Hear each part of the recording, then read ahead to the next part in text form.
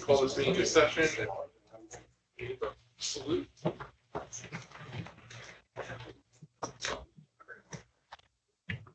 Pledge allegiance to the flag of the United States of America, and to the republic which stands one nation under God, indivisible, with liberty and justice for all.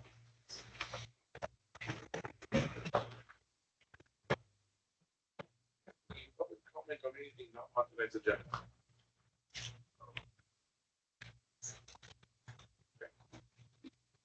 To the consent agenda. Anybody have anything on the consent agenda they wanted to bring up? Not, I get a motion to- I move the consent agenda. Second. All in favor? Aye. So moved. No special presentations. We'll go straight into old business, community survey. I would like to say we're going to get started with FM3 is not on. Oh, there's Kurt. I have a hard copy. You said we were ready to go. You guys have never been this early in a board meeting before. What, where am I? Kurt, can you hear us? Yes. Make Can you a hear me? present- My mic was turned off here. It said, If we can make this work. This is uncharted territory for us, so bear with I'm us. fine. I believe you have the ability to present now. All right. Let me see if that is true.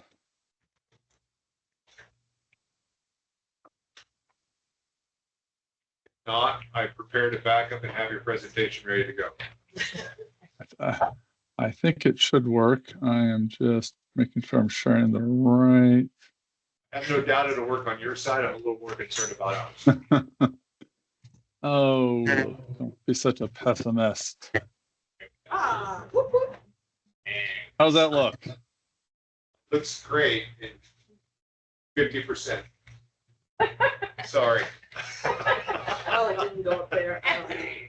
This should move your chairs. If you'd like, step forward. Is it not full screen on your side? We have it on one screen, we just don't have it on the other. I think we'll take a 50% win and call it good. So to start, just to give you the background, as you all know, we contracted with FM3 to develop a survey to assess voters' attitudes towards the South Placer Fire District. Kurt Mello from FM3 is going to present remotely. We also have Kathy Domenico and Jerry Spriggs here as well to answer questions and help guide us from there. And with that, Kurt, I'll turn over the presentation to you. All right. Well, thank you very much. And I really do appreciate the flexibility here with childcare and whatnot. It was a little tricky for me to get up there in person tonight. So I'm Kurt Bailiff from FM3 Research. I'm really pleased to present these results of a survey we conducted earlier this spring. I'm going to walk through them. I'm sorry? Nothing on. That may have just been the own feedback there. So as I go through this, my intention is to go through all the results and then have a discussion at the end. If someone has like a real clarifying question, feel free to interrupt. But any sort of that's interesting, not interesting, what the implications might be, I'm going to suggest we put those at towards the end of the presentation. And then I'll also sort of, I don't know if Cherry or Kathy want to say anything at the beginning or end of this, but maybe I'll pause and check right now whether either of you want to say anything as we start, or do you want me just to get into it? Go ahead and get into it, Kurt, and we'll react after with this context. Great. All right. So We conducted a survey in April. It was of voters in your district. We're shooting for 400. We got a few more than that. We did it online and on phone, and most of the phone interviews were on cell phones these days. And then for those who took the survey online, we did it via email and text invitations. And the universe of people that we talked to was pulled from just the voter file. So basically, anyone who's registered to vote, and the contact information we used was gleaned from the voter file as well. Pretty standard process for doing voter surveys these days, and it felt like an appropriate universe because it's easy to identify people who lived in the right districts, and also gives you a little bit of a glint into the future as you make some other longer term decisions. The key data point here is that the margin of sampling error is 5%. So kind of keep that in mind as we're looking at results. Plus or minus 5% for questions asked with the full sample. For questions that are asked of a half sample, the margin of sampling error is a couple points higher, about 7%. But so if you see differences 2 or 3 points here or there, those are, I would recommend ignoring those differences. I always forget my little caveat at the bottom, this little comment here at the bottom for anyone who's a stickler about this. Sometimes when you use rounding, 1 and 1 will actually equal 3. So if something doesn't quite add up to 100%, it was probably intentional. Probably. First set of questions are about attitudes about the district broadly. And we're going to go through like a funnel, like big picture, life in your community. And then we're going to get down to impressions of the district, specific services, and then some potential things the district is considering for the future. So the first questions here, we always ask this old Gallup question, right direction, wrong track. It's obviously, baked into this are a million different things, including, national points of view. But it's helpful just to give us a glimpse as to where people's heads are. And the voters in your district are pretty split down the middle here. Even numbers feel like the community's headed in the right direction, wrong track, about a quarter are unsure. This is pretty common. Frankly, some of the results that I've been looking at in California, a 50-50 split right direction, wrong track is darn right optimistic. There's a lot more pessimism out there in the last 6-9 months than we saw a year ago. So when it comes to your district, so what we did here is we asked about some different organizations and presented these in random order and asked if you have a favorable or unfavorable impression of them. And we have, South Placer Fire District in here, but then some other kind of comparables or things that might be interesting to know about. So the blue bars are shades of favorability, orange bars shades of unfavorable opinions, and the darker the color, the more strongly held the opinion is. And those gray bars are someone that couldn't make up their mind. Maybe they never heard of the fire district, or they've heard of it, but they can't really venture an opinion.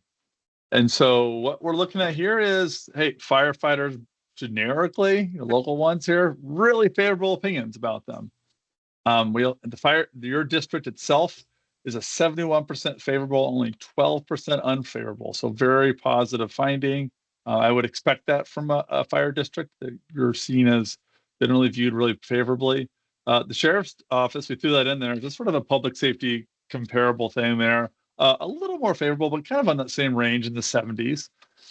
Placer County government overall is a tick below that in the low 60s.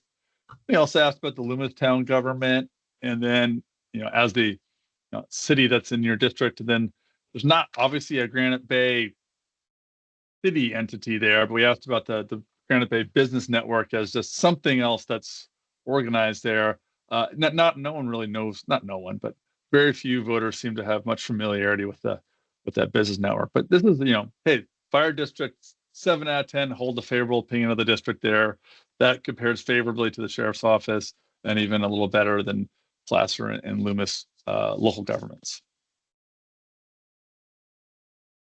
So then now we're narrowing in. Let's ask about your district itself, and that italicized language, and you'll see this throughout the presentation, either as a subtitle or sometimes in the footer. That's the language we either read to someone on the phone or they read themselves online. Have you seen, read, heard anything recently about the district? And then we gave a little context about it. And 45% said, yeah, I've heard something. But only 8% said they heard a great deal. This is one of those questions that has a bit of a, we call a social desirable bias kind of built in here, where people don't want to sound ignorant when they take a survey. So some of those who say they've heard a little may have been fudging a little around the edges. But I think we could safely say that, a majority of voters really haven't heard much about your district. And only maybe 1 in 10 have really heard anything with a lot of detail. And we, pulled out some of the groups that were a little more likely to have heard something. It doesn't mean that all Democratic women have heard something about your district. It means they're more likely than the average voter. And you'll see that it tended to skew slightly older, let's say a little, and more female, and a little more Democratic, interestingly enough. And then what we said is, okay, this is helpful. Let's drill down to that 45%. But if you said, yes, I've heard at least something about the district, we asked them, well, tell us what you have heard.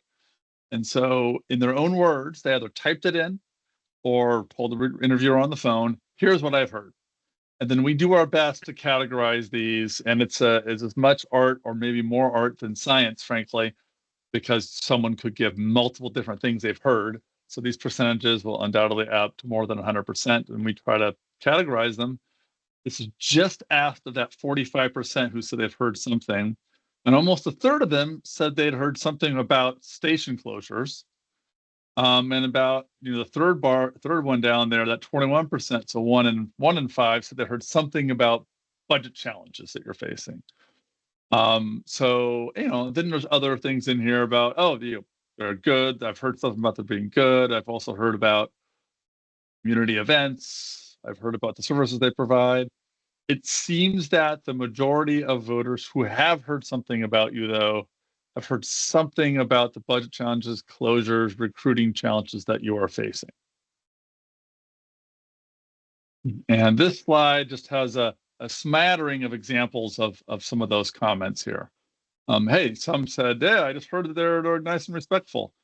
Some seem many more informed here. Yeah, what I've heard, I've heard about the stations being closed, and I know the ones specifically. Some of them have heard, I've heard some consternation about the firefighters and administration not getting along, and some are a little more, the toy drive, So it's kind of a range here, but the station closure, those sort of things were marbled through these comments.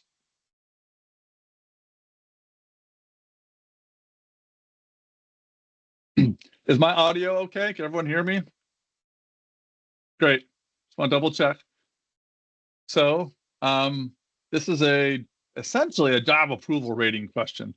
How would you rate the overall services provided by your district here? 3/4 said excellent or good. Fair, while technically a neutral response, given how positive this is, we're kind of pushing that down with the poor number there. Virtually nobody thinks you're doing a poor job. The vast majority feel like you're doing an excellent or good job. And only a handful, frankly, even couldn't venture an opinion. And of that 74%, you see the majority of that 42%, said excellent. So a really high approval rating here. That's even a little bit higher than the favorable number. So people feel really, really good about it. We then unpacked it. Well, let's get into some more specific services. That last question was big picture. Now let's get into responding to medical emergencies, wildfires, structure fires, and inspections, sort of the big buckets of the types of services you provide. And the main theme here is satisfaction level ratio to dissatisfaction level is very positive for all these categories. But some folks don't feel informed enough to venture an opinion about some of these categories. So in terms of responding to medical emergencies, it's a 10-to-1 ratio of satisfaction to dissatisfaction, and only 22% were unsure. Frankly, the dissatisfied numbers were all kind of in the single digits. So everything here looks pretty positive. Something like permitting. Not as many people have experiences with that. or even structure fires. So the don't knows are a little bit bigger, but these are all really quite positive, and you should feel happy about that. In the survey, we did ask a few agree, disagree statements about the services you provide and perceptions of the district. And then we present these, and the respondents could say whether they agreed or disagreed with that statement. The blue bars mean they agreed with the statement, orange means they disagreed. So these were sort of similar to those service areas, but we asked just a real simple question here. Do you feel safe in the case of a medical emergency? 81% said yes, they do. How about in the case of a fire emergency? Only a few points less, 76% said yes. So there's a generally broadly held satisfaction with specific services, and people feel generally safe when it comes to medical and fire emergencies. So those were all, positive things I think your district should be proud of. We then went through a couple questions saying, well, have you had an interaction with the district? And we kind of defined this, not kind of, we did define this fairly broadly. If you had direct contact with you or someone in your household has had direct contact with the district, and we made it kind of broad, in person, on the phone, via email, through some other means. So something where you were actually doing a direct, back and forth. It wasn't just you got something in the mail, but actually, maybe you had a back and forth email exchange or talked to somebody at a farmer's market or actually had an emergency. And about a quarter said yes, they had within the last year, and another third said they had within more than a year ago. If you add that up, it's 3 and 5 have had some sort of direct interaction with someone at the district in recent years. And then we asked those. Sorry, the title there ran over there. But if you were just asking those who had an interaction, we asked them, well, how satisfied were you with these different elements of that interaction? And the answer is very satisfied. So at least 80% were satisfied with all these different metrics, whether they felt the people they were interacting with were courteous, willing to help, professional, competent, knowledgeable, or timely. That is the only one that is just a smidge lower. Everything else is in the 90s in terms of satisfaction. If you're asking me to squint a little bit here, only 82% were satisfied with the timeliness of their interactions. And that could be, I made a phone call and someone picked it up, or I sent an email and someone responded the next day, or I picked up the phone because someone was having a medical emergency and someone showed up. It was, we didn't dig into that level, but regardless of what their interactions were, 82% were satisfied with them in terms of timeliness. And then another thing we said, well, if you're thinking going forward, and this is a little more Cherry's area of specialty here, but if you're talking about looking at ways to interact with people in your district, you'll notice here that we asked, well, here's some different ways that the district could provide you with information. And then we indicate how you'd like to hear, to respond to the survey, how you'd like to hear from the district. And they could select multiple means. Email was number one. So 58% said, hey, email, that's right for me. Interestingly enough, social media was pretty high. So if you add that, it's sort of the digital means were at the top of the list here. Only 4% want phone calls, so they don't want you calling them. Going through the list here, local news stories, mailers, texts, community events, kind of in the same-ish range, but it feels like email communications, posts on social media were some of the most common ways that people want to hear from you as a district.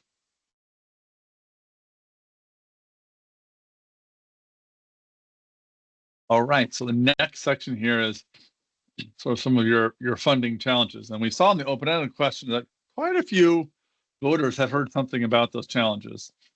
So we did ask this broad question here, and we use this a lot of times for virtually every local funding measure, some version of this question, which is, do you think this entity has a need for funding?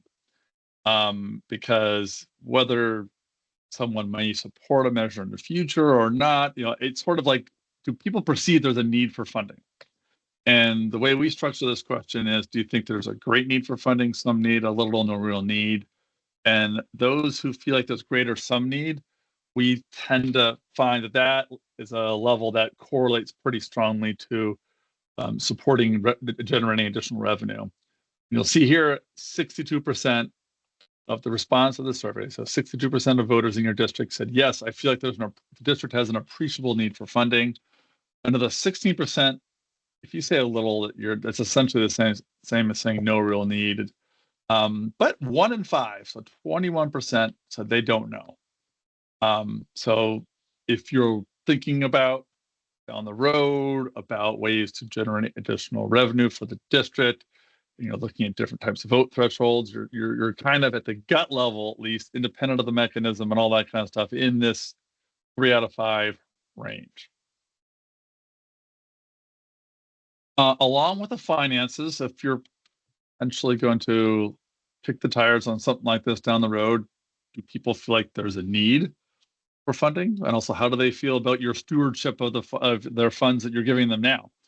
And the answer is most voters don't really have a great sense about it. And this is kind of interesting. So a quarter think you're doing a good job. About 1 in 5 are in the fair or poor category, but 58% said, I don't know. What's interesting here is that there are 62% who feel like you have an appreciable need for funding. Many of those who've heard something about your district have heard something about your financial challenges, including stations, recruitment, budget. But when we ask about your financial management, most don't know. So there's a little bit of a divorce between perceptions of your financial needs and your financial management, which is something I think that's something to sort of think about strategically going forward. I'll let other people there sort of voice how they might interpret that. I noted something about these agree-disagree statements, and we did ask, some of those broadly about services, but then we kind of dug into some of these financial funding mechanisms here too. So here's 3 of them. These are presented in random order here. We did ask, well, my community receives our fair share of services here, and 55% agreed, and only 15% disagreed. Almost a third said they didn't know. That's you've closed 2 fire stations in recent years, so that 38% agreed with that. And that kind of correlates to, we had, 45% have heard something about your district, and many of those had heard about closures, but that was 55% who heard nothing. So when we stated this, though, as 2 stations have been closed, what's interesting is that almost a third, 31% said, I don't believe that to be true. Now, we didn't unpack that to I think only 1 was closed, or I think it was more than that, or I think that. But that assertion is 31% said they don't know, and 31% said they actually think that is untrue. So a majority are either unaware or don't believe that you've closed stations in recent years. The bottom one here is that do property owners in different parts of the district pay different amounts for fire and emergency medical services? And a majority, 54%, said, I don't know. About a third agreed that there's some differential contributions being made there. 1 in 10 side actively disagree with that. So it's an interesting, this is not a really broadly held sentiment, but a pretty good chunk of around a third feel that to be the case. And we did break this out by a couple of geographic cuts here. So we have the town of Loomis, and we have the Granite Bay area, and then the other areas that sort of fill in the gaps. That's one way of dividing it up geographically. And the other way, and there's obviously a lot of similarities here, but just the 2 old fire districts that merged to become your current district. And so if people think that their community is getting their fair share, Loomis and Granite Bay residents, majorities feel like that's the case. But that disagree number, you'll notice, is very small in Loomis. Most of them don't know, and it's a little bit higher outside of Loomis. And you'll see that distinction on the bottom left when you look at the 2 old fire districts themselves. And so there is a little differentiation there by geography. When we asked about property owners paying different amounts, those sentiments were pretty consistent throughout geographically.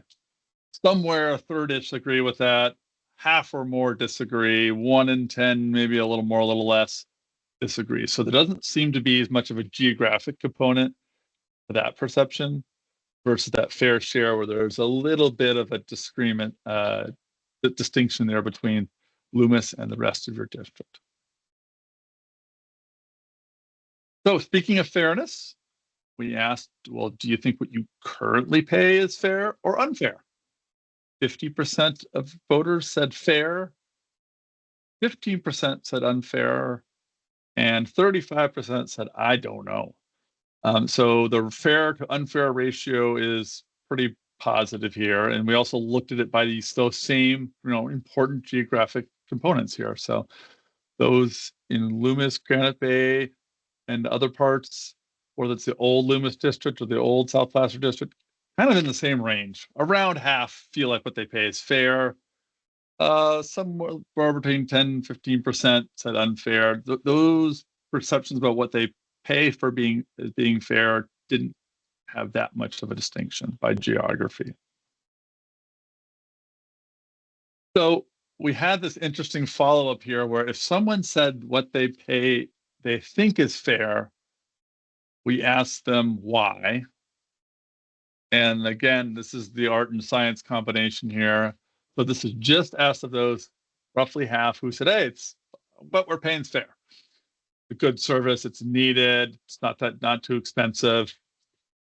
So that was the general sentiment there. And there's a little bit of confusion, why you think what you're paying is fair. And some people say like taxes are too high, I can't afford to pay. So there's a little bit of confusion in there, but mostly it's like positive sentiment. For those who feel like what they pay is unfair, now it's a smaller group, and it's only 15%, it's predominantly that the cost of living is high. The broader sort of macro and local economic factors are there, and only a quarter said something about the service. One in five said something about your financial management here. And it's kind of interesting. Of those who said unfair, 13%, small sliver here, said actually you need to have higher taxes. It's kind of like when they said unfair. Most of the people who said it was unfair felt like there was something about the financial management or just it was like hard during these particular financial times. So we're many steps removed from any sort of formal action at this point to look at a revenue measure, but we did ask this conceptual question along these lines, which is some people proposed placing a measure on the ballot, and we said it would be a small annual increase on property taxes. We didn't say what it would be. Just conceptually, where do people stand? Do you support or oppose something like this? A plurality, 42% said they would support, and 30% said they would oppose, and roughly another 30% at 29% said they were unsure. So the concept is more supported than opposed, but there's a lot of indecision there. Only if you add the strong support and strong oppose, we'll round that down to 50%. So about 50 had a strongly held opinion about the concept of a small property tax increase to pay for fire and emergency medical services. And roughly as many either had a tentative feeling about it or couldn't tell you because maybe they wanted to know more about the specifics. And we also looked at this conceptual revenue generation by the same geographic areas. And you'll see here that support is a little bit higher in the Granite Bay area and a little bit lower in Loomis. In fact, the opposition gets to 36% in Loomis and actually exceeds the support levels there. And this is not we didn't say anything about what the mechanism would be, what the rates would be, or anything like that. It's just the concept. So not surprisingly, if you look at it by your two legacy fire districts, pretty split down the middle in the old Loomis fire district area, which goes outside of the town boundaries there, and more supported in the old South Placer district. And as I promised before, what's kind of interesting here is, so this is cross-tabbing that particular question about the conceptual support for a funding increase with the perceived need for funding. For those who felt like you have a great need for funding, support was up at 65%. You don't need to convince them a whole lot. If you feel like there's little or no need for funding, support was down at 11%, and actually 72% opposed. What is interesting for me is that some need category with support was only at 40%. Generally speaking, when we look at a revenue measure, school bond or a city sales tax or whatever it may be, if someone says they feel like the entity that's seeking the funds has at least some need for funding, majority say they'll support the measure or the mechanism. And here it's only at 40% with a lot of undecided. Now that is probably a pretty big artifact related to the fact that we weren't specific about the rates and all those sort of things. But it suggests that even amongst those who feel like there's some need for funding for your district, there's still like a little bit of uncertainty there. Well, what about those who felt like what they're paying is fair? If they feel like what they're paying is fair, their support was 51%. If it's unfair, 51% opposed. It's kind of interesting here. You see what people pay for what they perceive as the fairness of what they're paying now isn't quite as tightly correlated as if they feel like you need the funds. Because you could say, I think what I'm paying is fair, and I don't want to pay any more because that would be unfair. So that was an interesting sort of way to look at this here. And then again, we had a ton of open-ended questions in here, more than we do normally. So we said, well, if you conceptually supported this proposal, as we framed it, it was a small annual increase on your property taxes. Of those who said support, why? And half of those folks said, I support that, frankly, the people coming to deliver those services, to provide the firefighting or life-saving services. And then a few of these were like, oh, public safety is generally important. I generally support the community benefit. 18% of those supporters actually said, well, hey, cost of services have gone up. Of course, we got to pay a little bit more. But broadly, it was a lot about the firefighters, first responders. For those who said, I oppose this, taxes are too high, which is pretty similar to the comments we saw about the cost of living concerns. And about a third of the opponents said, I think they've already got enough money. And if you lump in those who feel like the funds will be mismanaged, there's some overlap there. It's probably 40, 50%. And we did also ask, there's a lot of people who are undecided. Why are you undecided? What's holding you back from one, and I think it stands to reason that a lot of those folks said, well, I need to know the details. But there's a big chunk in here that we're just generally concerned about tax increases. And those are folks who maybe they're a little bit undecided on the concept here, might be more inclined to break in a negative direction unless the rate they felt was not significant. What is interesting is there are not a lot of people where like, I'm undecided because I'm unsure about how this rate may be differentially applied or anything like that. That really wasn't on people's radar. So we asked that conceptual question, didn't have a dollar amount. We had a follow-up question. Well, how about more specifically, would you be willing or unwilling to pay blank per year to maintain and improve services there? And we did 250, 200, and 150. My memory serves, half the sample, we started high and went low, and half we went low and went high. There wasn't a huge difference here. And again, keeping in mind what I said about margin of sampling here, about 5%, not really much of a difference here. A little more than half of respondents said they'd be willing to support something in the 150 to 250 range. Something around a third said they'd be unwilling, which means the remainder was undecided there. So this is a crude measure of, I'm going to go back here real fast. Go back a slide sorry. No, conceptually 42% supported something, 30% opposed.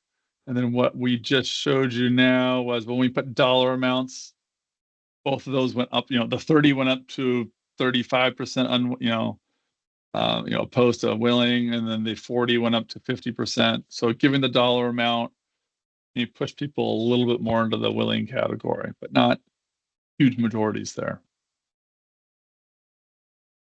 We did say, hey, if additional funds were to be generated for the district, there's many different ways that funds could be invested and spent.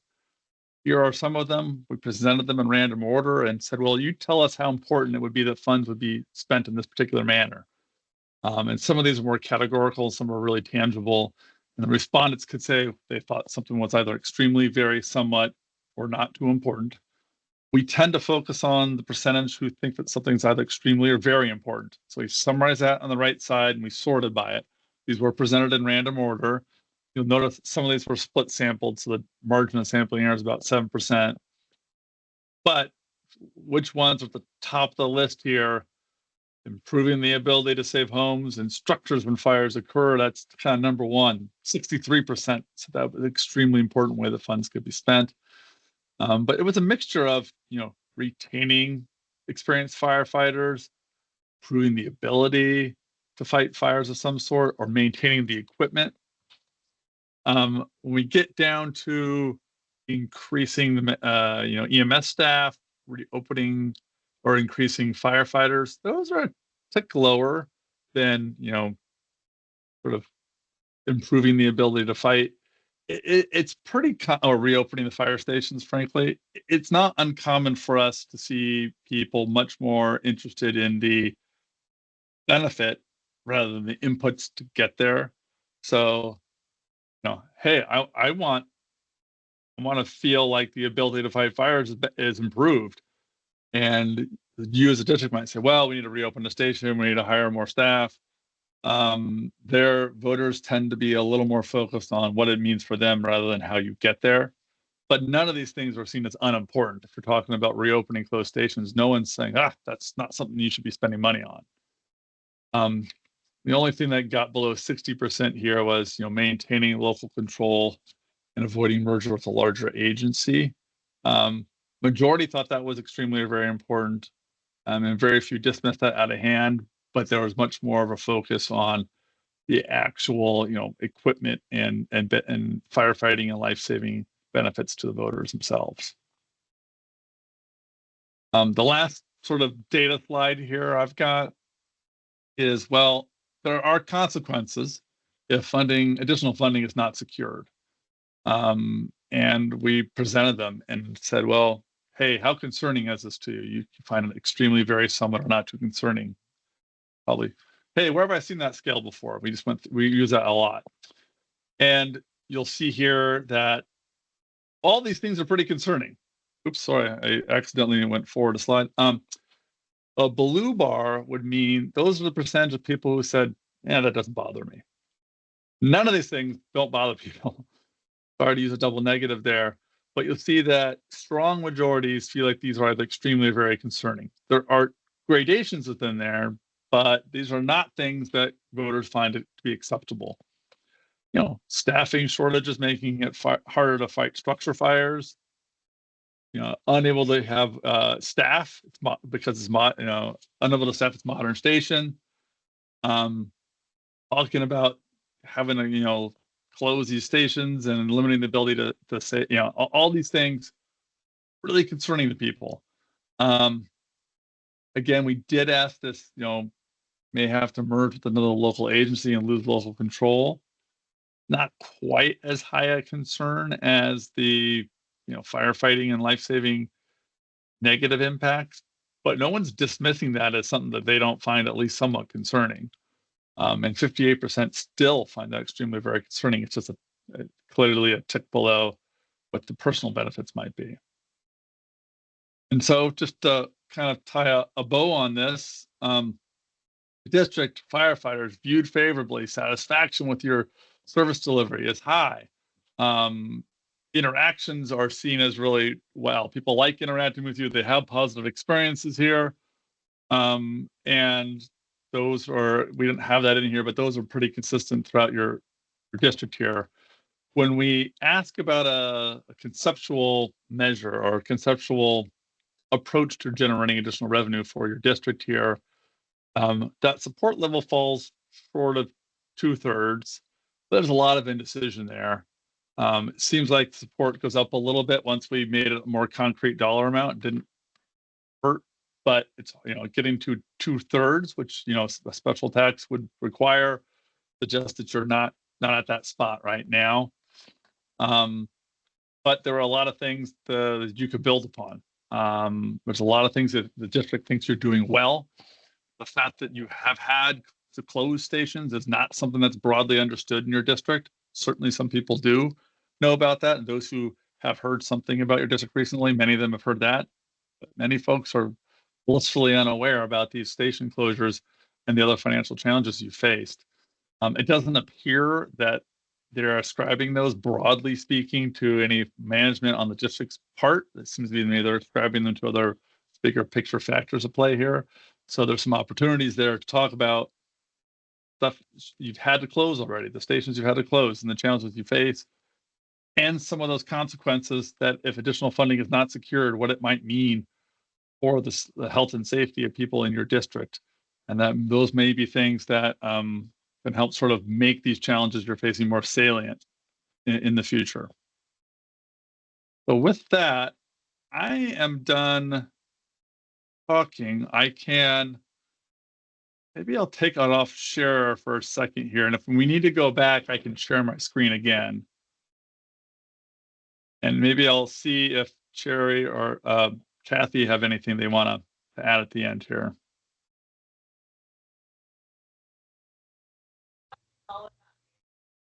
For a volunteer, right? What is all this mean? I'm going to tell you what I think it means. So I think you're in a good place to start. I think it's really wonderful, like truly wonderful, how people in the district view the services that you all provide. That is very solid. It's a very solid place to start from.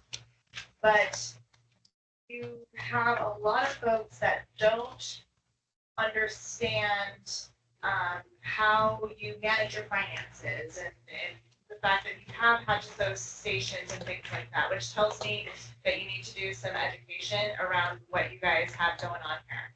Now, I will also say that the last couple slides, 33 and 34, that Kurt went over, where it was like, okay, essentially, what are people willing to pay for, right? I see those, like the improving the ability to save homes and structures when fires occur and all of those things. I look at those and think anything above 66%, which is essentially you would need a 2/3 for this, is what you would want to use in an education campaign. That exact same messaging, that education around that, because we know that those are the things that are most important to people. So that is what they want to continue to be educated around so that they can understand what it is that they would be paying for. So at that point, right, you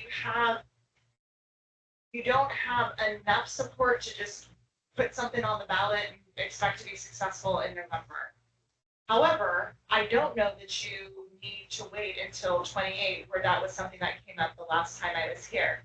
I think the sweet spot might be doing an education program that takes into account all of those different platforms that people want to be contacted on and connected on and all those things, and put forth an education program that really gets to the heart of why you need the money, what the money would be spent for, and then takes into account some of these interesting nuances that you have here within your district between Loomis and Granite Bay.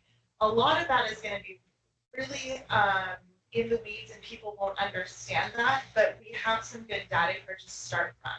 So if you were asking me what I think is, I don't think that you would be successful if you put something on for November. I think you should look at 26. I think you should use this time to do an education campaign, and this provides a solid base for to start from. And I think that you would want to poll again in likely, I would say, probably the beginning of in 26, just to see where you're at after you're doing this education piece. It may not be hurt, like if you, let's say tonight you're like, yes, we want to move forward with an education program. We want to get started July 1. I don't think that's going to happen, but let's say it did. I might recommend another check-in poll a year from now, just to make sure everything is on the right track. You would be able to see early 26 if you would be ready, essentially ready to go. Like I said, I just don't think that you will need all the way to 28, but I think you would not be successful if you went 20. I want to talk just a little bit about the timing also. Sure. And, we're not talking about, for a fire district, you are really limited in the technical mechanisms that you can use to raise revenue. So we've talked about CFDs for public safety services from new development. This concept is a fire special tax concept. You're familiar with the benefit assessments and how confusing all of those are. It's not like you can go raise sales taxes. It's not like a general obligation bond measure will work because you're not funding capital improvement. You're trying to fund operations. So you're really limited in what you technically can put on the ballot in order to raise revenue. And the reason I'm bringing that up is the type of mechanism, a fire special tax that we're contemplating, is a little bit more difficult for the general public to understand. If you're talking about a GO bond, they're familiar. I mean, in Placer County, they don't always pass, but people know what they are because the schools do them all the time. Benefit assessments, nobody likes because they're really confusing. There are too many line items. You've heard all of the complaints in those, and your neighbor might pay something different. They're confusing. A special tax, we can eliminate some of the confusion, but we can't eliminate all of it. And I only bring that up because timing is important. So I agree, you probably don't need till 2028, but I wouldn't wait too long to start the conversation because it's going to take you first all of this time to communicate your needs, and then you're going to need time and more time than usual to communicate the funding mechanism. And I just want to caution, it takes longer than you think just to even put together some of the materials. So starting even July isn't necessarily a bad thing because by the time you're rolling things out, time has passed. Well, you bring up a good point. So just in Placer County, I've been successful at passing quite a few different funding measures. Measure E for Sierra College, Measure B for the City of Roseville, Measure C for the City of Roseville, and Measure A for North Lake Tahoe. Those are all different types of funding measures. And right now, I have one that I'm working on with Kurt that just got sent to the ballot yesterday by the Board of Supervisors for just Roseville, Rockland, and Lincoln on the transportation sales tax measure. That one, I'm going to use an example to demonstrate what Kathy's talking about, because her and I have been working on that since 2014, and that went to the ballot in 2016, and we had to get the 2/3, and we got 63%. So we were almost there. That was countywide. Now, a few different things happened. We got special legislation, made a special district, managed it through. All of that to be said, it has taken us 8 years to essentially go from 63% to where we're at right now at 67%, which that's high enough to go. It's not, I wish we had more of a cushion because on that one will need every vote. It will pass by a razor thin margin. But it does take a lot of time, and funding measures, even though our county is and neighborhoods and communities within our county are known for being very conservative and fiscally conservative and even maybe anti-tax, these measures do pass if people understand the need, people know who is managing the money, and people understand the accountability piece of it, and people also understand what the recourse is if the money is not being spent as the voters intend. So if you can check all those boxes, these measures will pass. That does not happen overnight, though, and that does take some time.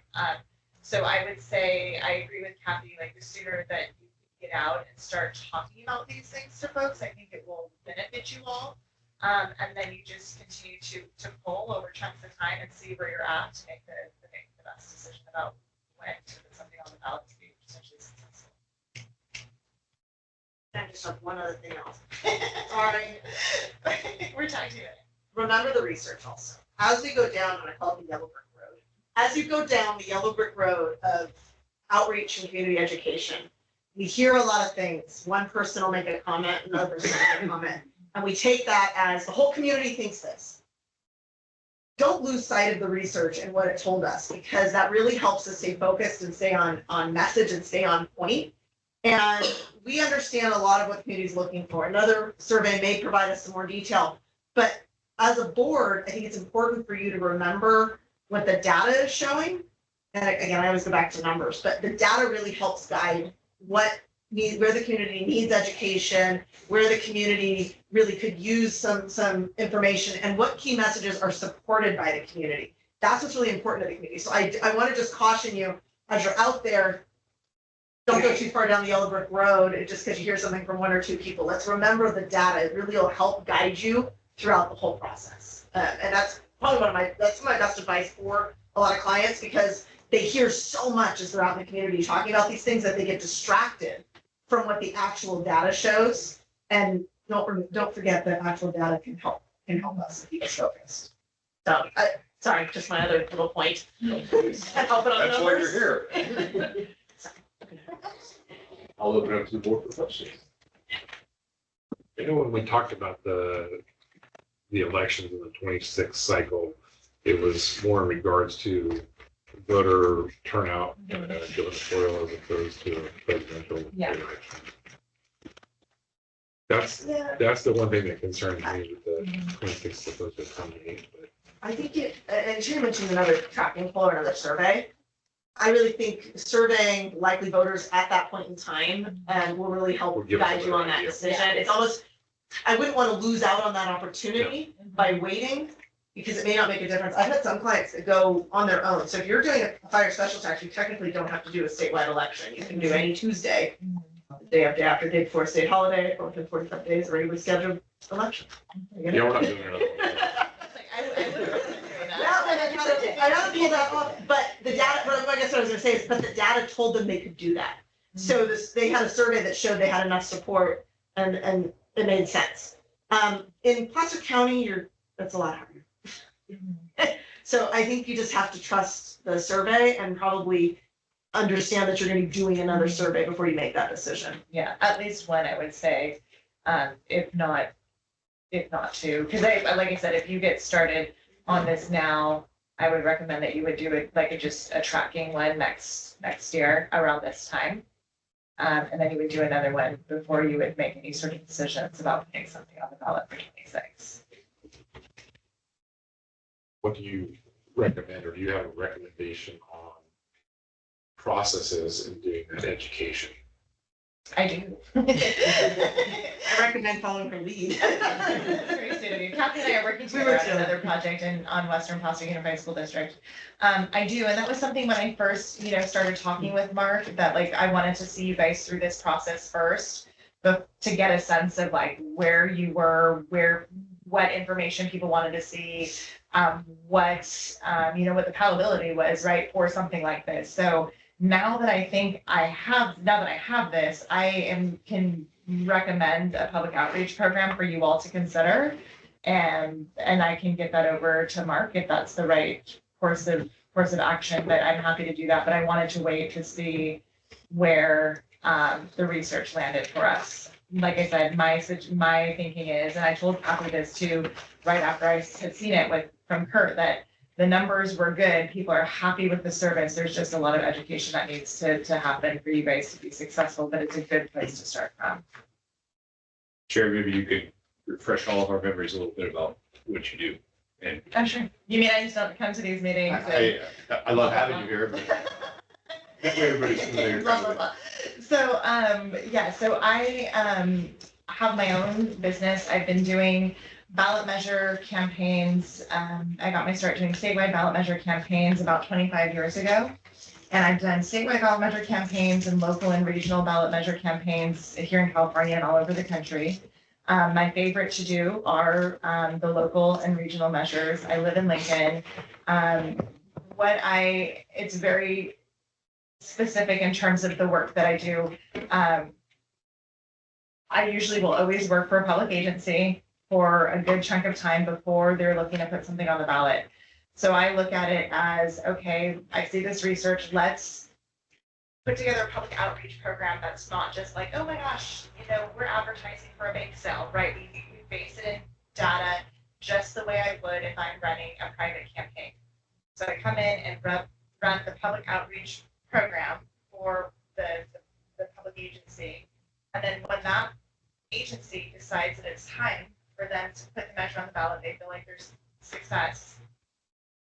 I stop working for the public agency, and then I usually end up running the private campaign. Because once you have a measure on the ballot, the public agency can continue to educate, but they cannot advocate for a measure. So then at that point, usually a private campaign takes over, and then that's when I start working for the private campaign.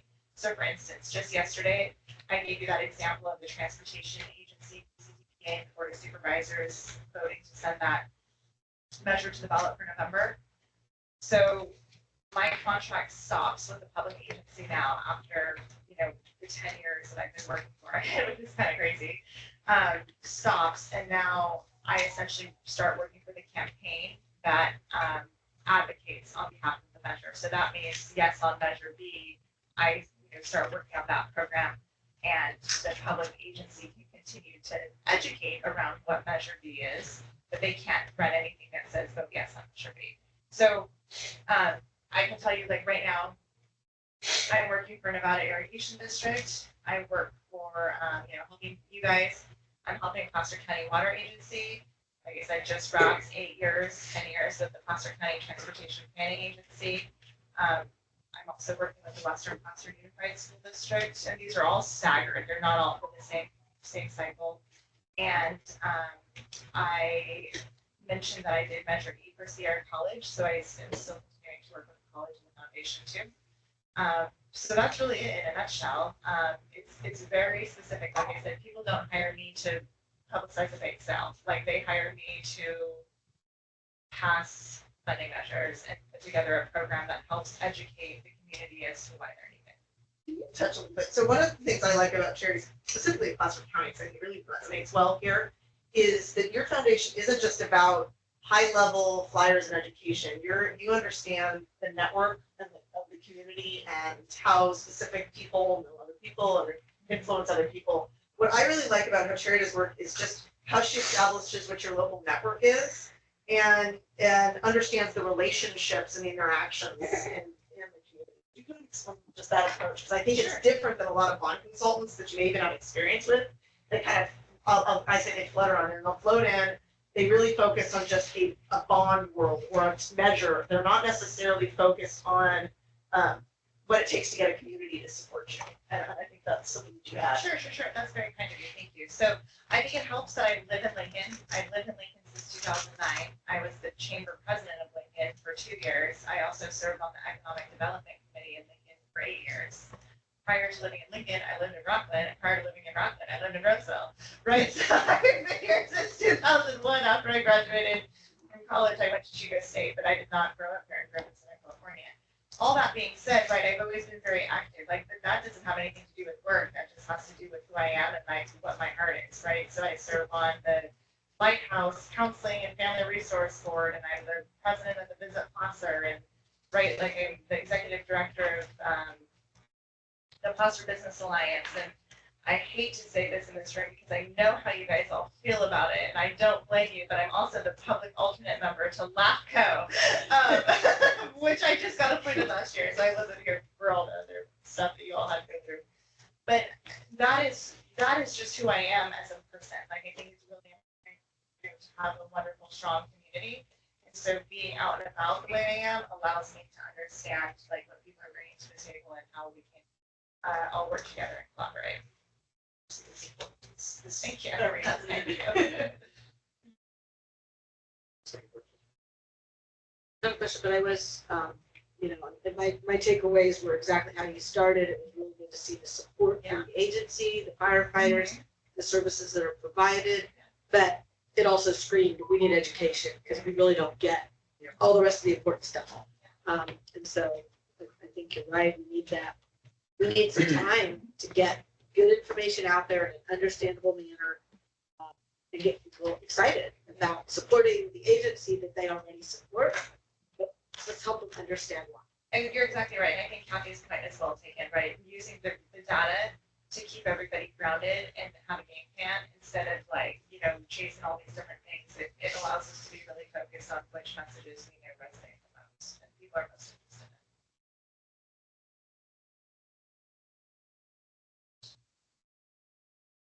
Thank you for your. Oh, is anybody from public hearing?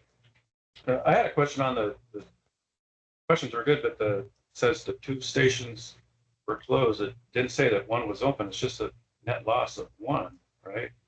If I remember right, and that's kind of misleading, which is why people don't like surveys, because if you're not being honest up front, they're not going to vote for what you're intending to do with the money.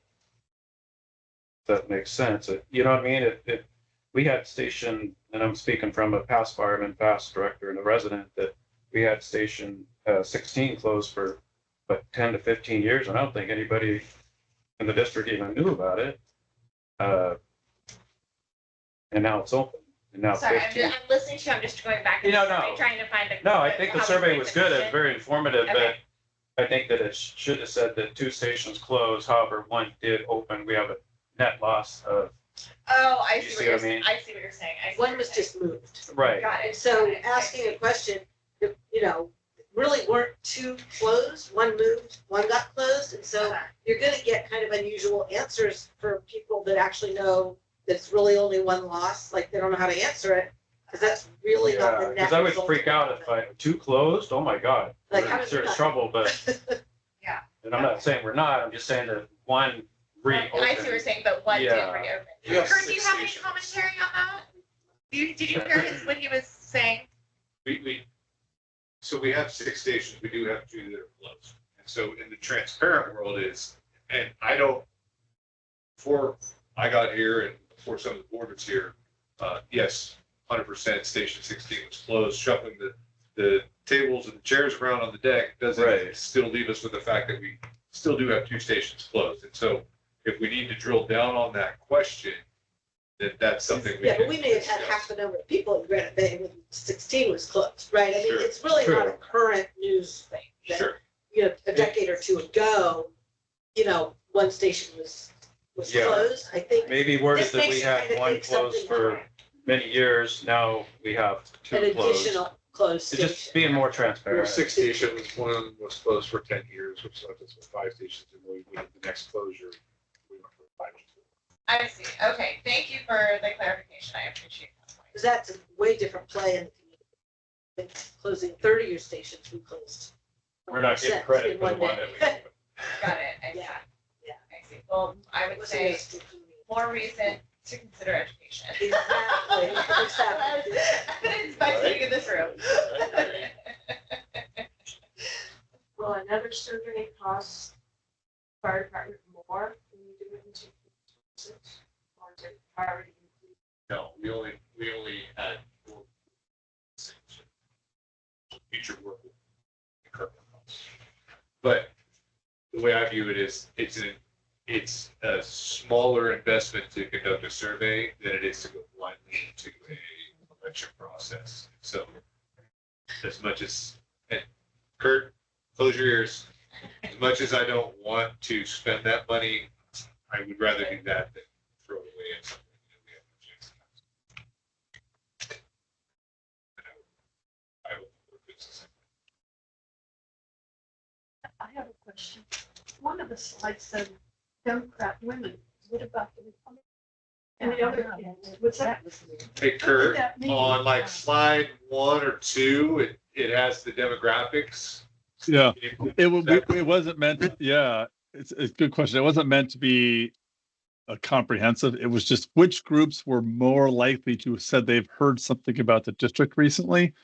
And so those groups just happened to be more likely to have heard something recently. It wasn't that we had a survey exclusively of those groups.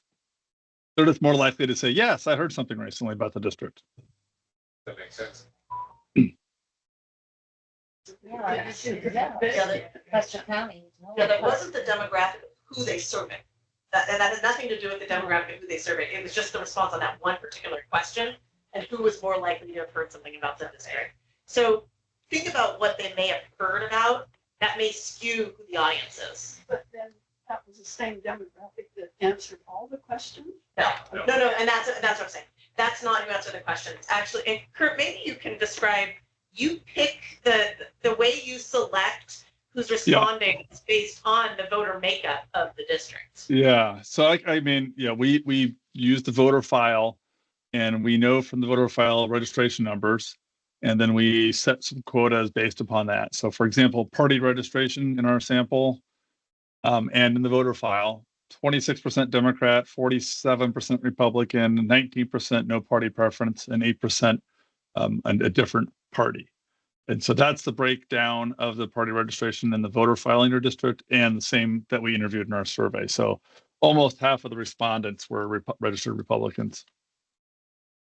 But the conclusion then from that question was, as they look at the underlying demographics is, I'll just make it like, these aren't the right numbers, but dramatic is, it may be that none of the Republican women are even involved in politics or know anyone who works for a public agency, and and 5 Democratic women do. And so a majority, right, more, a higher percent of Democratic women know something about it.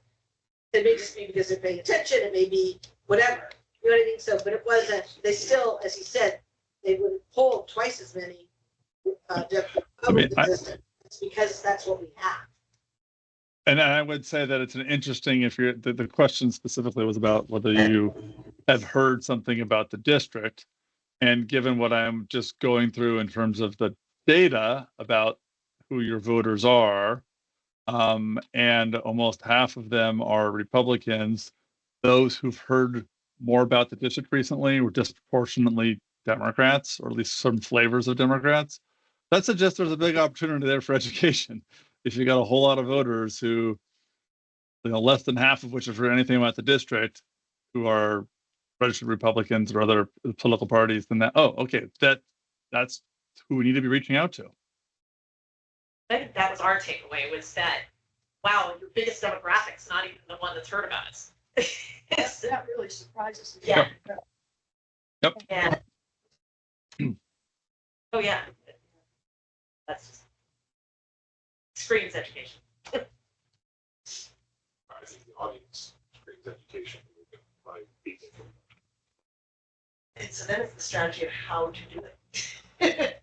I think seeing what Sherry's got planned would actually be really helpful for you as a board. Yeah. And I think too, what I like to do is, I don't like to have people come to us. Like, I like to meet them where they are, in an authentic space, in a meaningful conversation. So what that means, it takes a little bit more work on our end, but it's the right thing to do, because I think to have people come to us and meet us where we're at, that's not a good way to be. And so us understanding the demographic, where they're at, where they're, on social media, what they're doing, where they're out and about, if they want to do a mailer or whatever, we take all of that into account, and just, it's not a blanket approach. It's just really, really tailored, I would say. So I think that's the most authentic way to do it. Yeah, and it's not what you do every time. People don't come to your board meetings. People also don't actively go to your website. A lot of times they're, just put it on the website. Well, okay, think about your day-to-day life. How many websites are you just scrolling through in the off chance that you might find something about a tax measure? It's not you're not going to actively do that. So you've got to go to them to make sure that they're seeing the information. In a way that resonates, right? Because it also is like, you don't want to just go to them and just blah, blah, blah with information that they don't care about. So really understanding what it is that is meaningful to your community, and looking at those different groups, right? Because we have, 8 messages or whatever that it was that hold over the 66% that you need. I guarantee you, not every single one of those messages is going to resonate with every single voter that you have here. You're going to have some that are going to resonate with Democrats, some that will resonate more with women, some that will resonate more with folks over 55, right? You have to take all of that into consideration. We are starting some of that process. We're finally getting the board meetings are going to be archived so people can go back. They are archived so people can go back. The premise behind that was so that when people do start talking out there, they have a way to go back and get that first information. Well, I think that's great, because part of this too is getting people to trust you all, and as the board members, as the leadership of this organization, it's going to be you all that they're trusting these funds to, right? Like, so anything that you can do to always, increase your transparency and your connectedness to the community is going to be really beneficial, because at the end of the day, it's the voters that are trusting each of you with, you know, a potential increase in funds.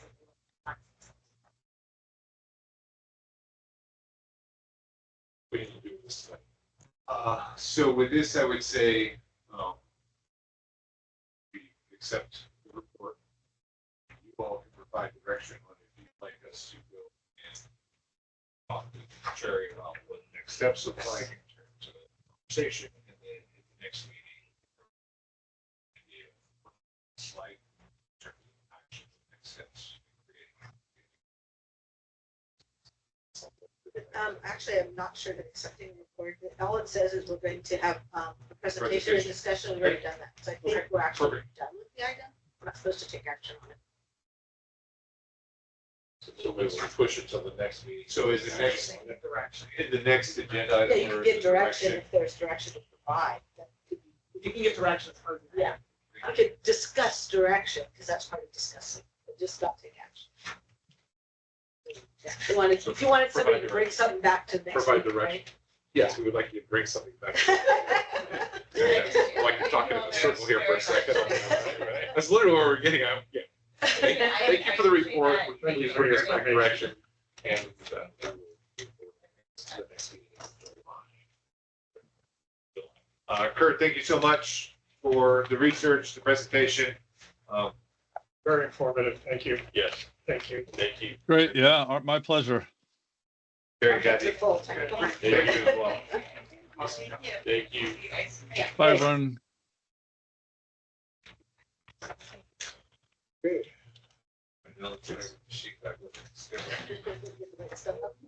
Next up is district master plan. Everybody needs to use the restroom. What's in this over here? Yeah, you do one or the other. You don't care about the master plan.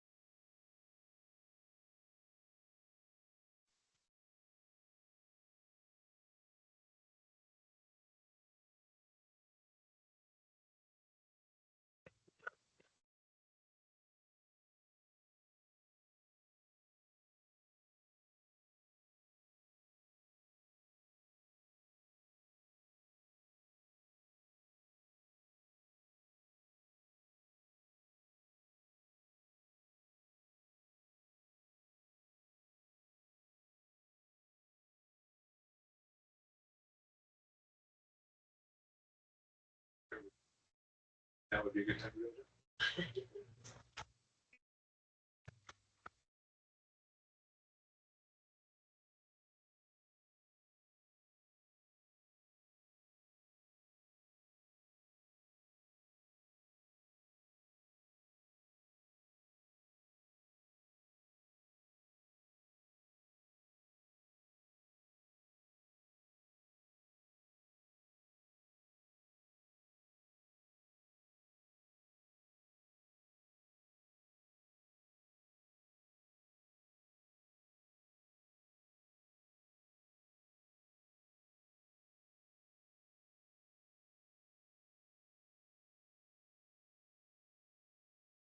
Okay.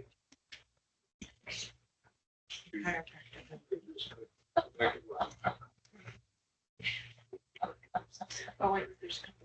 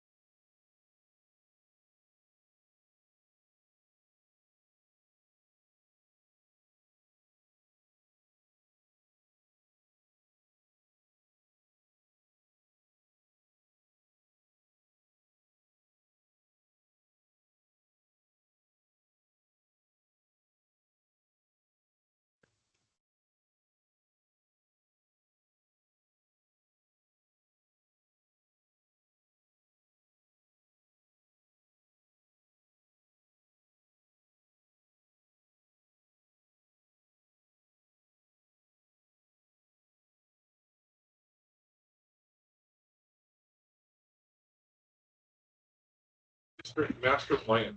District master plan being brought back before you with all the corrections that we've identified having been made.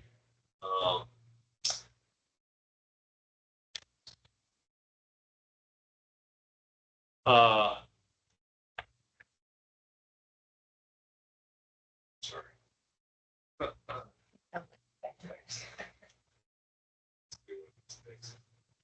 Um,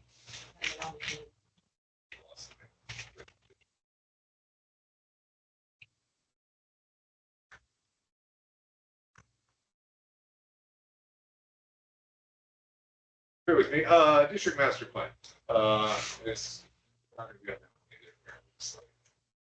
that. Essentially what we've done is we brought this back to you, AP Triton's made their corrections and changes. It's up to the board now as to what your next steps are. Staff is recommending adoption, creating essentially the foundation for planning. For your reference, this is a long-term 20-year plan. It includes a whole gambit of items.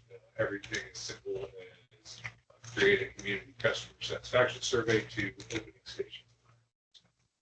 It doesn't say that we have to do any of that, but it's a document making a recommendation on the fire district. By adopting it, you do nothing more than bringing it into the district as that foundation. Chief, going back to the last meeting, it was made pretty evident that there were some glaring mistakes in there. And so without having to go through in great detail, could you outline some of those that have been restructured? It was, Or the major ones? yes, I can. Bear with me 1 second. I go grab my other copy.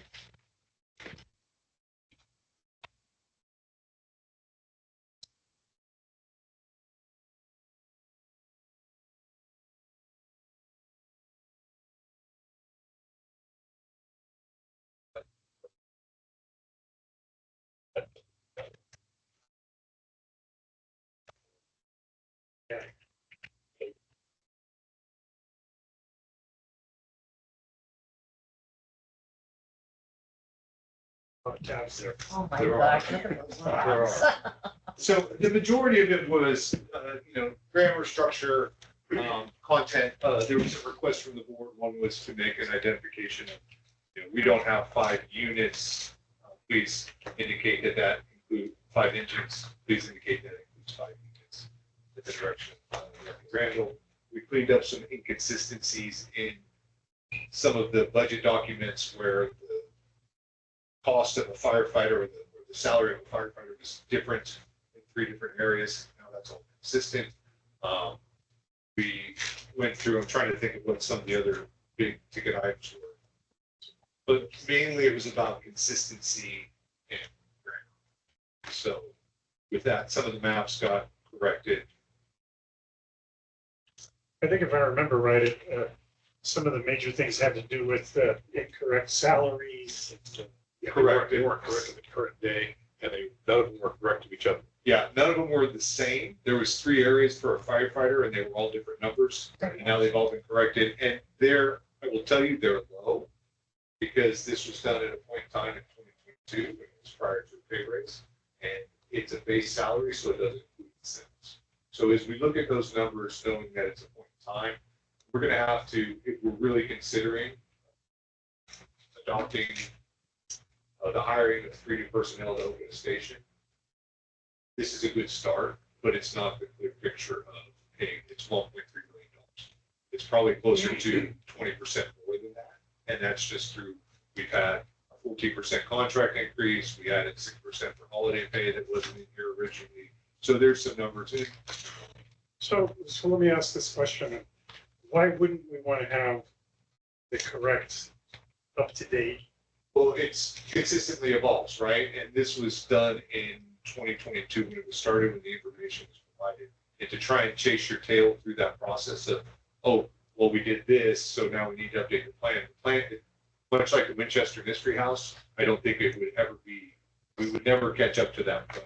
And so we can continue to pay money and have them go back and fix those. But when we started this process, we gave them the numbers as they were at that time.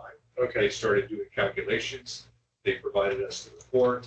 Now, if we want to go back and ask them to update it to the most current, there's a I cost. see, I see what you're saying. It's going to be more beneficial. All right, And so that's why it's not correct to today. Yeah.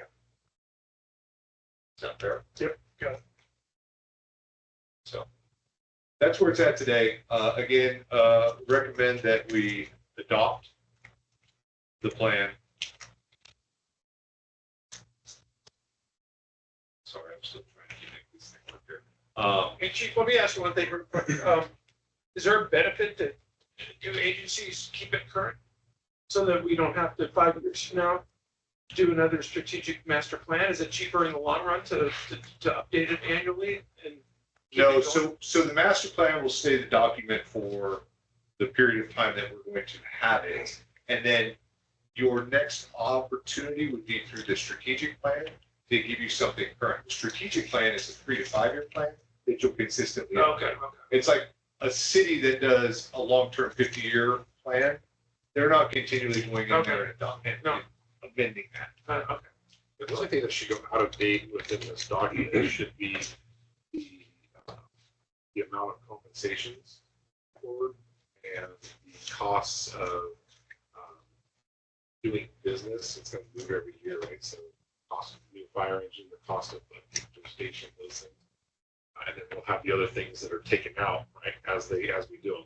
So as we accomplish something such as reopening 19, obviously that changes and moves us to the next portion.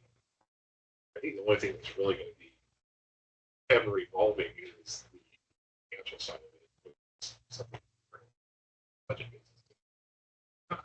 Which is going to be my next comment is, right, you've got master plan, then you've got strategic plan at 3 to 5, and then you have our budget on an annual basis, which drives, what are our priorities for that year? And as the budget evolves and the compensation evolves, then that you see in the annual. So it all rolls up into this pyramid of what we're trying to accomplish. Okay, I get it. I have just a couple of comments, especially hearing that the intention for this plan is, long term, 10 or 20 years without updating it. I'm super disappointed that the county could not proceed this plan with the results of the MSR, which I believe that we were going to, is that the right acronym for this, right? So, yeah, and then I thought we were going to learn about what the county's recommendations were for station location. You need more here, you need less there. And now, because they haven't completed theirs, that doesn't even form our planning for the next 20 years. That just is super disappointing to me. But I am, and I'm, as you would expect, very pleased that the #1 long-term recommendation is to reopen Station 19 so we can actually serve the middle of our district. So those are my 2 comments. What I will say to your first comment is, the entity that did this plan is the same entity that's doing the MSR, so it wasn't done in the blind. So even though the MSR and the draft haven't been released, a lot of that information was known Previewed. going into this plan, and recommendations, even though they're not public yet, were made based on the MSR. So no, there were no countywide recommendations of moving or adding any of our stations that No, would not impact any of. ours. And, Oh, and okay. part of their logic as well was, where are we gonna find land in Grand Bay? Well, I don't think that should form their change Well- recommendation. That's a problem. And 2, are you in a financial position to make that action in 5, 10, 15, 20 years?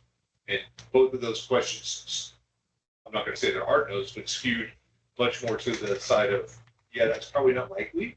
So if it's something that you can do in 17, 18, 19, 20 years, you'll probably revisit this plan before you get to that opportunity. Well, it'll be much harder to find land available once they put apartment complexes and all available. land. Maybe we could be So, at the bottom of the rehousing. Obviously, the priorities are not fire in the county.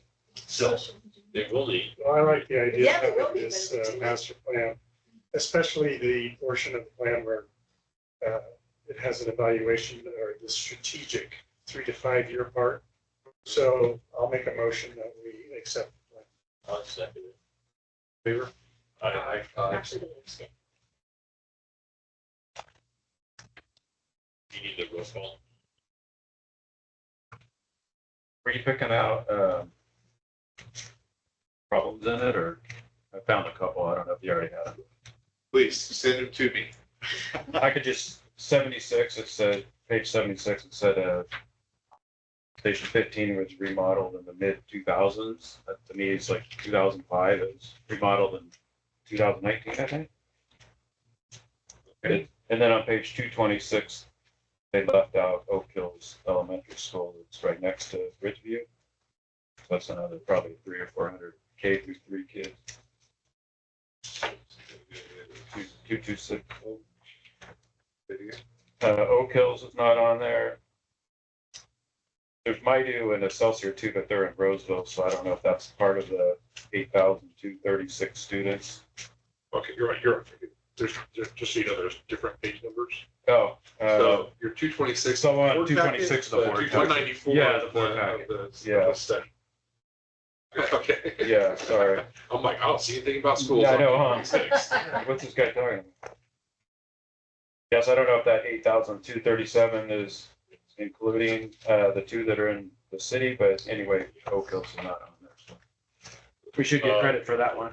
I'll take you. I did.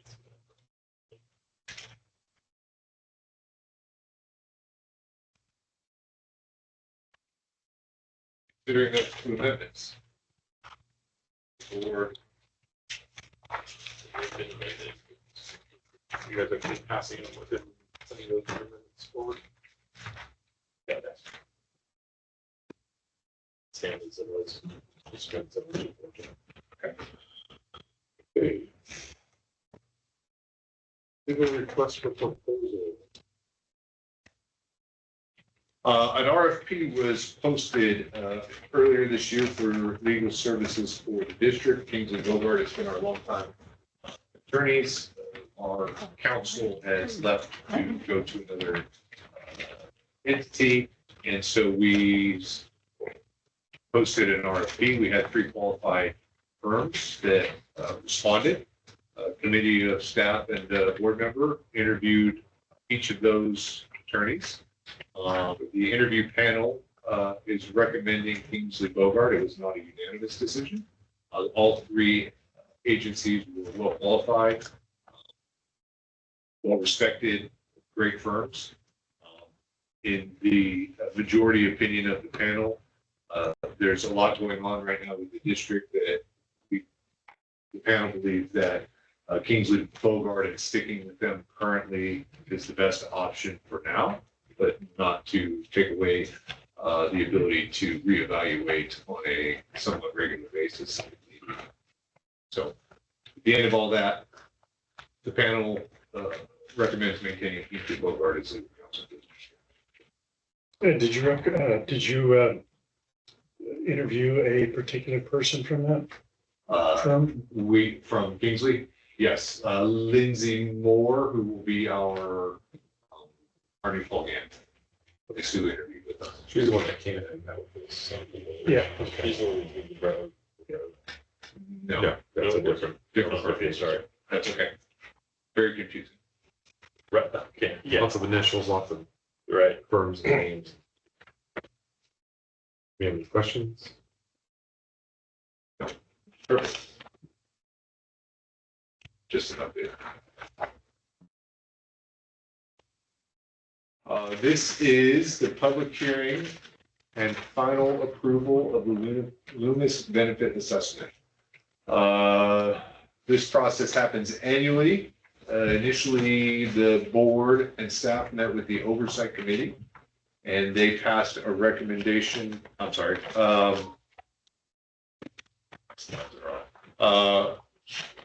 We have a public hearing to continue benefit assessment in the former Loomis Fire Protection District.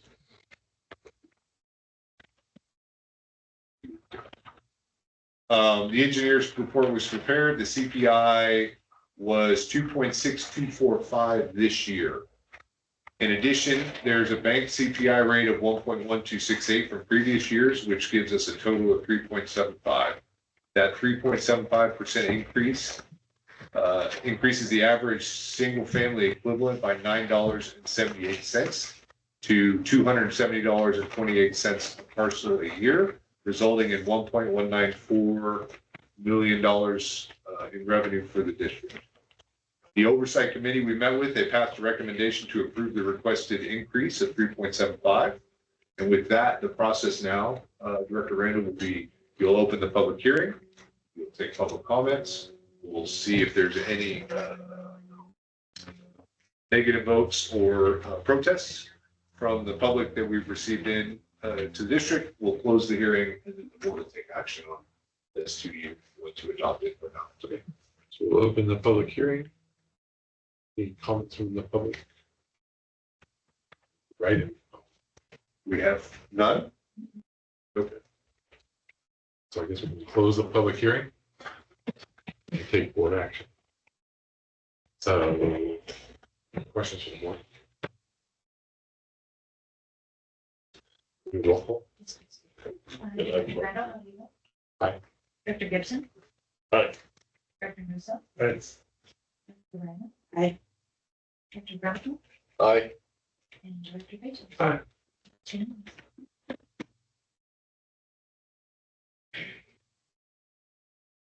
New business.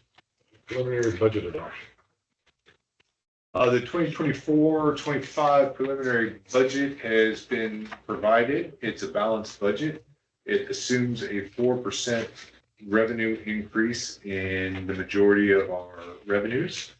It includes all negotiated contract increase. It begins establishing reserves for long-term planning. Some of the major cost components are turnout replacement costs due to a new law that requires turnouts over 10 years to be replaced no matter what.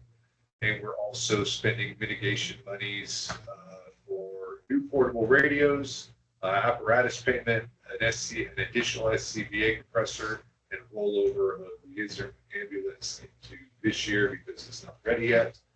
With all, yes, Chief, with the regard to the turnout replacement costs, I know that there's a NFPA's got a bunch of new findings about the excuse me, the safety of the turnouts. yes. Is that part of this? No, not necessarily. Although we do anticipate increased costs as they get rid of PFAS out of the turnouts. This is more referring to the state adopted Senate bill, and I apologize, the number's escaping me, that mandates that turnouts after 10 years be taken out of service. So whereas we might have a set that can pass inspection and testing and has little use, we still have to get rid of it. And so we're going to catch up over the next few years and spread out the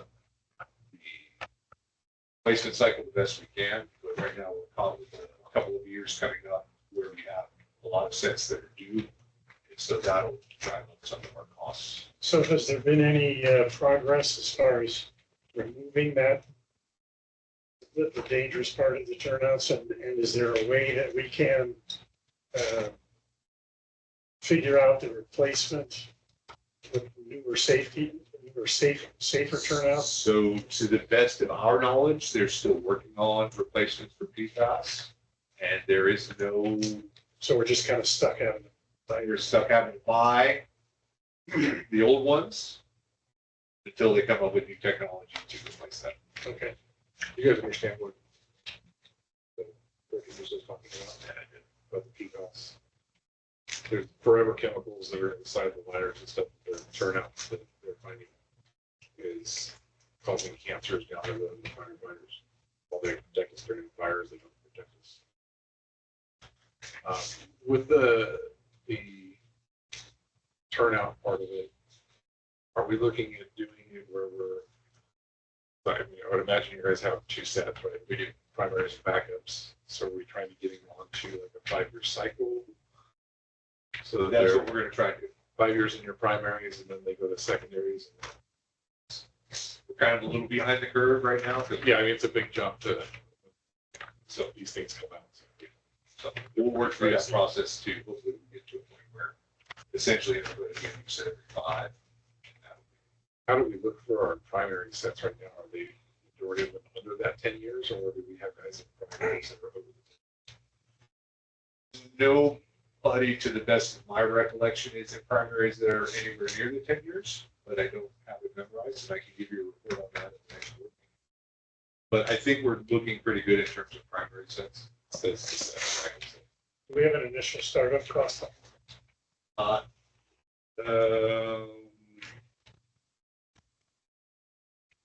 I think we budgeted somewhere in the ballpark of $40,000 this year to make replacements. Okay. So, and that number will grow over the next few years to 60 to 70,000, depending on what the cost is. If they come up with a PFAS free that's double what it costs today, we'll make that move and absorb the cost and reduce our expenses or expenditures. So turnout jacket and pants you're saying $1,000 a piece? No, right now, the full complement is somewhere hovering around $4,000 each. So, jacket and pants are 4,000 each. So 40,000 each year, like. Fantastic.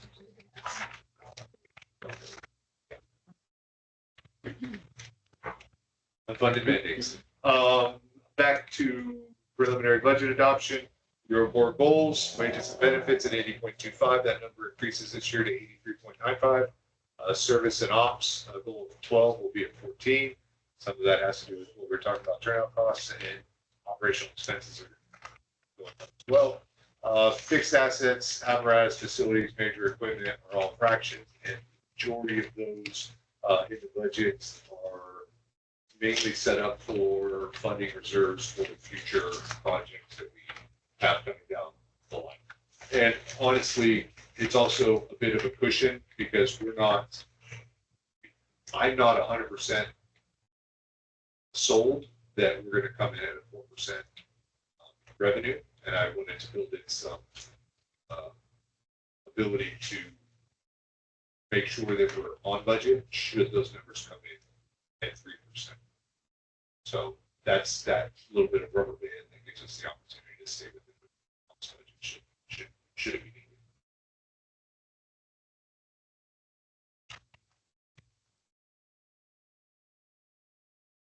And with that, I will ask the board if you have any questions, and what we're looking for is a adoption of draft budget. So we have to have it adopted so we can begin operations in June. I know that we adopt the preliminary. Is there anybody for public comment? Second. Anybody have any comments or concerns about the budget? I'm gonna take. We have a motion in a second. All in favor? Aye. She motioned and I seconded.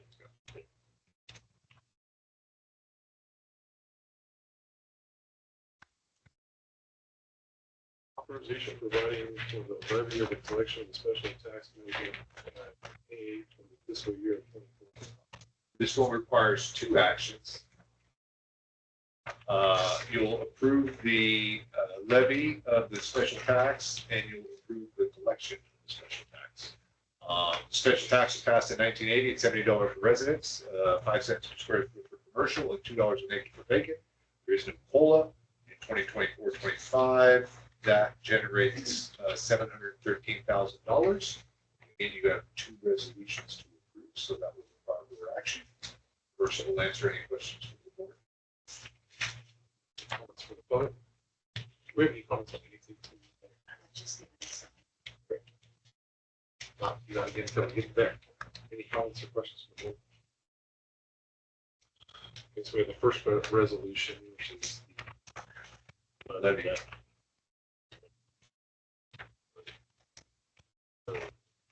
Motion for that. Roll call. Aye. Aye. Aye. Aye. Aye.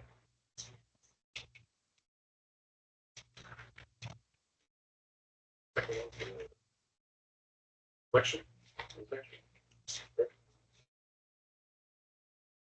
Motion. Second. Roll call.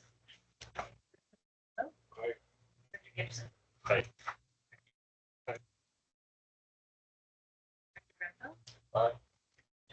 Aye.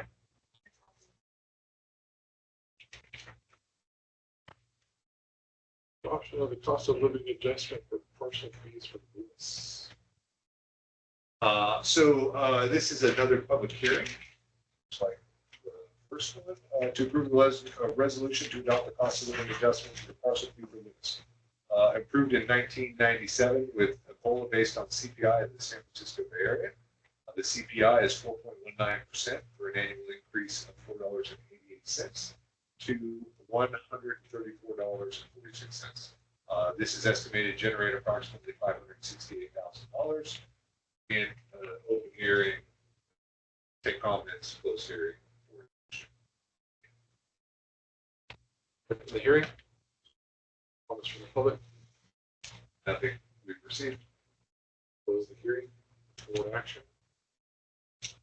Questions from the board? I agree that we adopt the cost of living adjustments as presented. Can I get a second? Second. The roll call. Aye. Director Gibson. Aye. Director Musso. Aye. Brown. Aye. Director Brennan. Aye.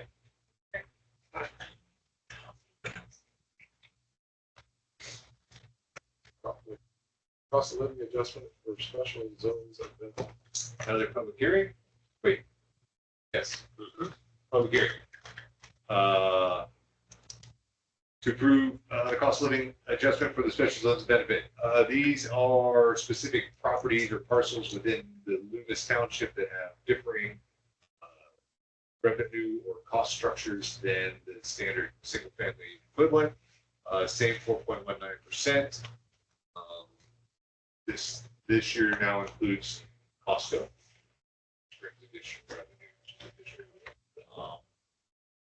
Another public hearing. The hearing. Just give me comment. Comment. Comment. Yeah.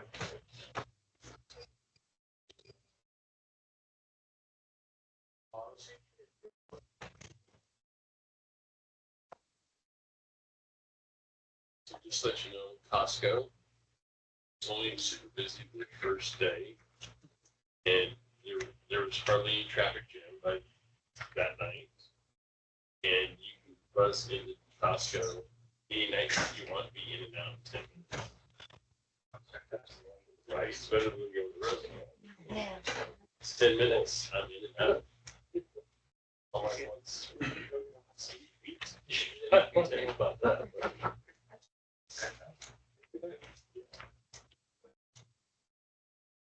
So, cheap, if you're on a date night, you just start want to grab something quick, Costco. That's where I usually do my date nights. Costco. I switch to the dog and hot dogs. And you get a soda. Sit in front of the TV and watch it. Get in front of that high def. Yeah. Turn the movie on. $1.50 hot dog. good dinner. Right. The lights are not long and you check Yeah, out. careful. Sure, it was expensive date night too. Sure. You're gonna leave it there for $600-700 later. That's right. I'm sure why I hate all this stuff. I walked down there. So, See people going to Costco and just get those rotisserie chickens. I've done that a few times. You look at what it rose for. It's like, why? Why would you put yourself where that? Go there when you have. When you have. Okay. So close the hearing. Any comments from the board action? adoption cost of living. That's presented. Can I get a second? Second. The roll call. Aye. Director Gibson. Aye. Aye. Ryland. Aye. Director Grenfell. Aye. And Director Peters. Aye. We have another. This is not a public hearing. This is a board action for resolution adoption, requesting collection services by the county. The county, this is how we get all of our tax money. So special assessments within the district boundaries are included on property tax bills as well as property tax bills themselves. As a condition of collection, the board must warrant the legality of the charges through this resolution. So your board action requests these services, essentially affirm your warrant the legality and get this to the county for collection.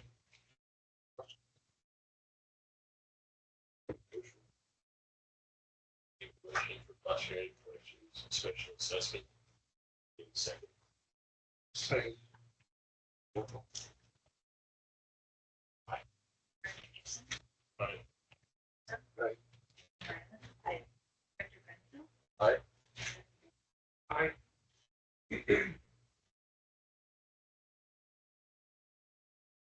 An adoption of the 2023 annual. So board goal is to increase positive interactions and brand recognition within the community. Annual report, great tool for informing the public about the district, and as you just heard, we have a lot of education to do. This recent report of 2023 mirrors a lot of what 22 was, just growing on that.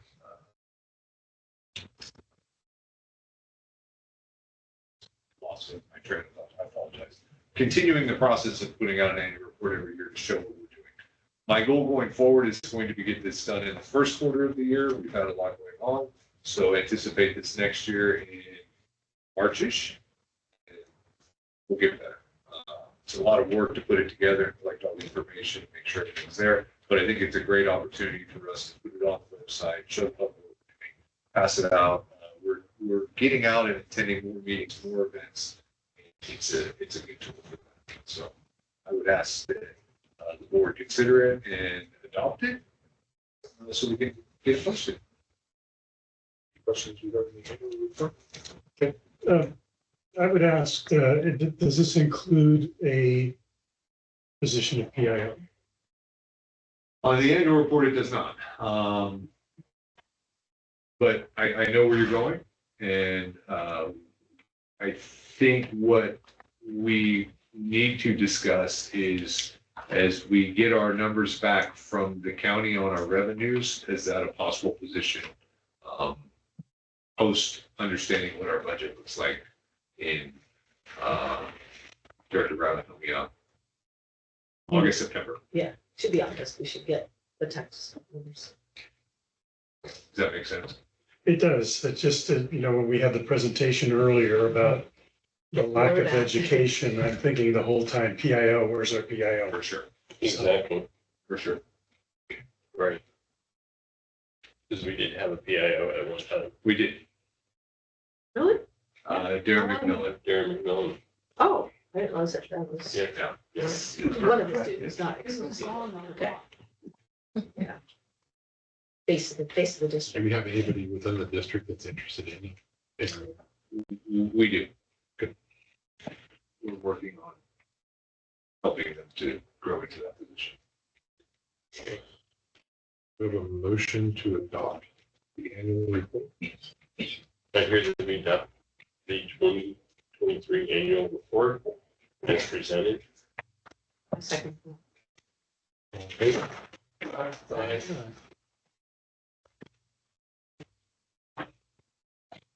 Foster Fire District policy update. One of the other board goals is to get the policies and procedures updated. And as we work through that, we heard loud and clear from the board that we're not bringing as many as frequently. And so in an effort to continue the process in a much more manageable methodology, we're bringing to you 3. These are related specifically to social media and the district's internal use of that. And so for you, in your first reading, no action required. Photography and electronic imaging, district social media use, and members' speech expression and social networking. With that, like I said, this is the first reading for your review. These will come before you again at the next meeting. So 709.3, you have highlighted in blue, website media. I mean, you need to explain more about, are we holding off on social media? I mean, I'm trying to figure, because I think that social media is important for this district. Sure. and we need to express, because as they talked about earlier, that we need to educate, but also not only educate, but our firefighters, our future firefighters look at social media more than like you or me. I mean, even though I'm a sort of social media geek a little bit, I think that it's important that we are expressing, being able to express what the district's about, not only the day to day, but the firemen and stuff like that. So I think, before we adopt anything, I just think maybe some of the board members, we need to sit down and talk to you more about it and try to understand what you're wanting. So then we can come back and, because I'm a big social media guy and I like to see stuff with social. I've seen a lot of our guys' stuff on other web pages like the Bay Area, because I follow 142 fire districts. And so I'm always got social media in front of me. And so I like looking at that, and I want to encourage this district to grow also with that too. So. That's too high. Okay. It just needs to be under a managed and measured approach. Right. Because at the end of the day, Yeah. you're all responsible Yeah. for what gets posted on the Right. district's website and what is posted when members are. Right. And so these are protections more so for the district and the board Yeah. than anything Right. else. So have we thought of maybe taking, because I just actually happened to see it a week and a half ago. A fire chief talking, this is on social media, I think it was from Fire Chief Miller or something like that. Things you shouldn't do. Maybe we need to send a couple of our guys to classes. The etiquette of what you should and should be posting on social media within the fire district, because I think that would be a good way to protect us with all this. Then we would know. They come back and say, Chief, this is the things that we learned that we should be doing. These are things we shouldn't be doing. I agree with you. And what I will say though is it starts with policy that clearly define what is and isn't appropriate. And then we can spend time with that. These are from Lexipol best practices developed through legal challenges and cases that have been posted. I spent the last 2 days, Director Gibson, at a social media class. Oh, okay. Great. Learning all about it. It's a little different rules to me. So Right. And that's why maybe get a younger fireman that's that's absolutely. because we have Donnie for our computer stuff. Maybe we need. And we have a lot of gifted people on the job. Tony Rydell, Mike Long, I can think of an handful that will do a fantastic job. Yeah. But again, at the end of the day, the policies are here to protect you and the district. And that's why these are being brought. And I'm just trying to read all this and try to understand. There's a lot to cover this week, and 500 pages. Sorry. I fell asleep 4 times reading all this stuff. So I think you guys have met in order with these 3 policies. They were sent to the labor group. You guys have meetings regarding them. I don't believe there was any comment or request to meet the program. Comment too, just kind of tagging on to this comment. As you move into potential election and campaign mode, there's very, very strict rules on what can be said and communicated by staff during work hours, by administration at all times. And so that would be a good time to really do some primers for the board and for the employees, just to make sure, because, the eyes are everywhere, and you go out there and you just, you have 3 staff members that post during work hours, vote for this bond or whatever. That's a huge violation. Right. We don't need to jeopardize an election. So, yeah. Not that anybody would do anything wrong. I just think that'll be a great opportunity to just remind people, because it's just, we don't do that stuff all the time. We have anyone currently running our social media district. We do. Mike. And I know that 522 also has a big social media. Who's running? We have Tony Rydell was posting on 522. And, We'll be meeting to discuss. yeah, to clarify on the meet and confer for these policies, we can only meet and confer if it affects wages or working conditions, right? Can't meet and confer if it doesn't affect wages or working conditions. So, couldn't really think of a reason to meet and confer. Definitely affect morale. Or these policies have a huge impact on morale, have already. The reading of them have had. So, that working conditions, I don't know that that really meets the bar, and that's why we couldn't mandate for on those policies. Would we like to discuss these policies? Absolutely. Yeah, pretty big impact on our guys. And these policies, though, these are on the district's website, not what employees post to other associations or things. Well, no, if outside of you work, read the right? policies, it would literally take that Instagram, social media complete now. It would really post We're 99.9% of what they've got posted. We currently have all the members in the district on a big campaign to improve the, what we do so the public can see us on fires, on obviously no HIPAA violations, but you know, you're going to do all these calls and doing exciting things and capturing in the stills and videos.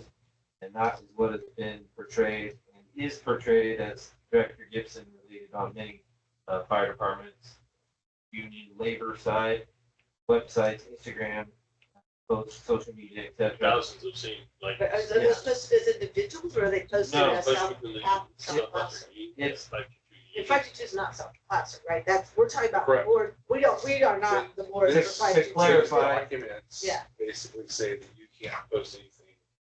We can't take a that video. has South Placer in it or fix South Placer. Unless you post it on the South Placer site. Right. Right? Yeah. Or that we can't capture any images on duty or videos on duty and then use them on the labor website. So the guys that are on duty videotaping in fires can't put it up on the Instagram to go, hey, look at what SP guys do, come join the team.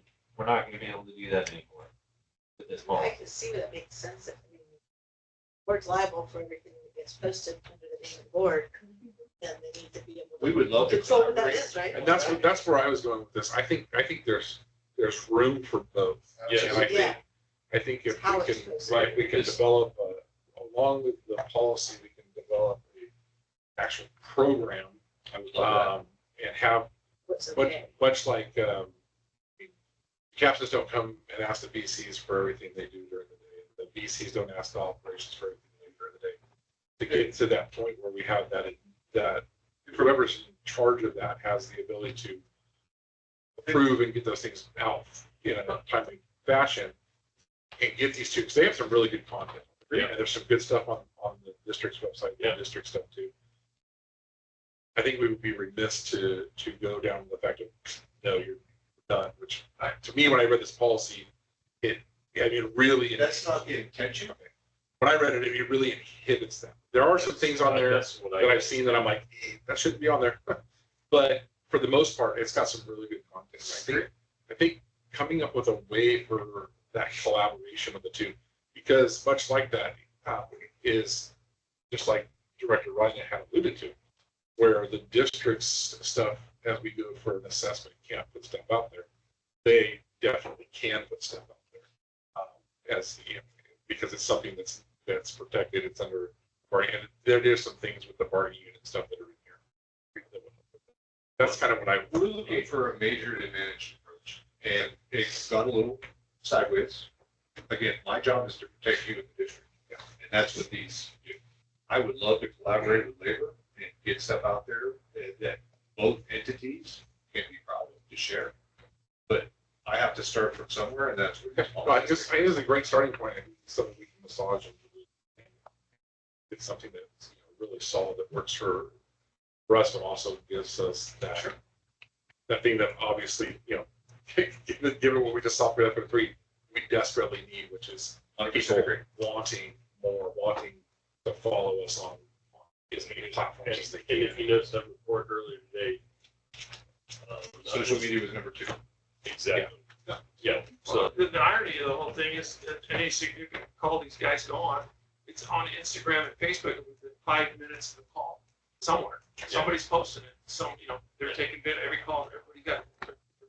So, Well, none of our. no, not. No, Well, somebody in the public is the public. posting stuff for us, so for us to be able to. Right, but they're not posting it as a representative of. the No, no, we district. That's what we have We to No, no, check, no, I yeah. understand.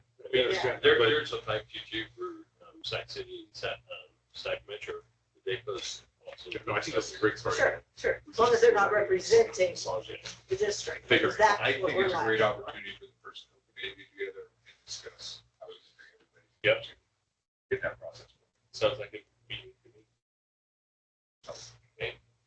Again, this was first reading, so if you have comments, stuff you'd like to talk about, we can either bring it back next meeting with those, or we can push it a month. Instead of have a push it a discussion. month and have a discussion and. Yeah. See if we can. Some of this. Sure. Perfect.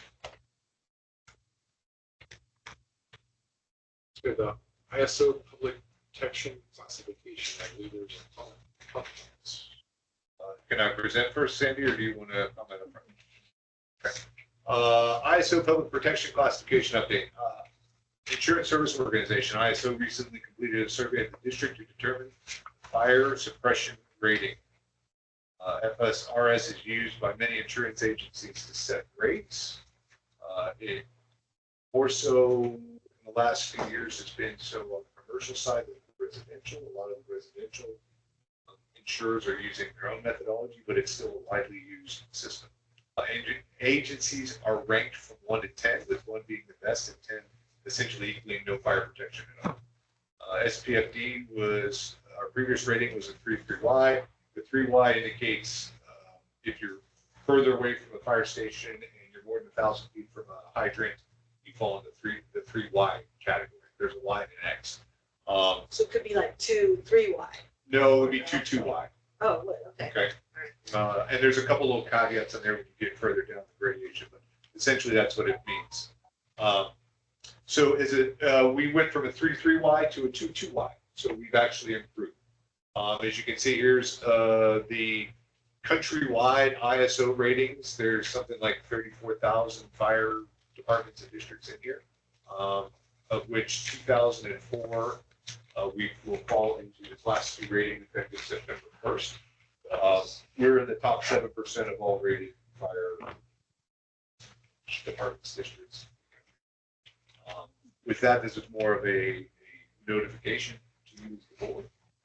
Accommodation on first the crews, the membership, the labor group for doing a phenomenal job in documenting and responding, and doing everything that they do in such an excellent professional manner, and to the board to have the foresight to put mechanisms in place to help us achieve this rating.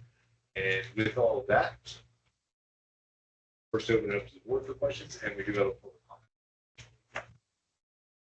So what does this really mean as far as your own personal insurance is concerned? It depends on who your insurance is.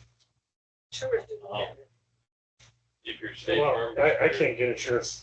Right. And so I can't say that, yeah, it's gonna help, but in the general scheme of things, 2 is better than a 3, and if your agency uses it, there's a whole background of what's going on in the insurance industry, whether it's reinsurers or it could eat up hours all on its own.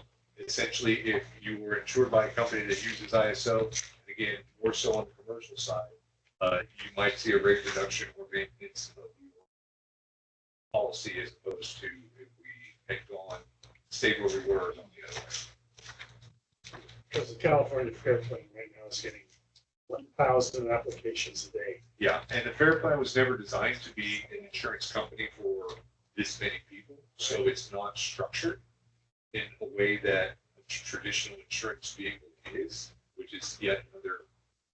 So I went to 5 different insurers. We have to wrap their policy around the Fair Plan. And every single one is a different price. Fair Plan. So it just depends totally on who you talk to. And I started this process, 3 weeks ago. I still don't have any insurance.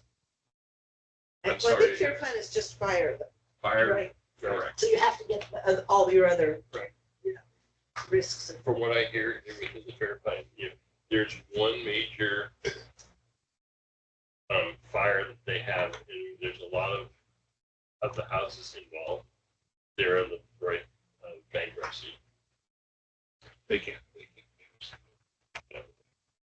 Anyways, just that my comment was, nobody's asked me what the rating is. So maybe it pertains more to commercial, but apparently it's apparent to me, it doesn't make any difference for residential. Yeah, a lot of the, I throw it out there though. Hey, just so you know, my fire district just went from a 3 Yeah. to 2 on ISO rating. Yeah. I get a lot of requests on residential side. Or email me asking what rating is. Right. And that's because the insurance company cares and is asking, yours. yeah, let's say XYZ Insurance Agency is such a big agency, they're doing their own modeling and they're not relying on ISO to do that. And they would be looking at different aspects. So it really is a dark hole of nobody knows, a black box. I hope it helps. Yeah. It should make it worse.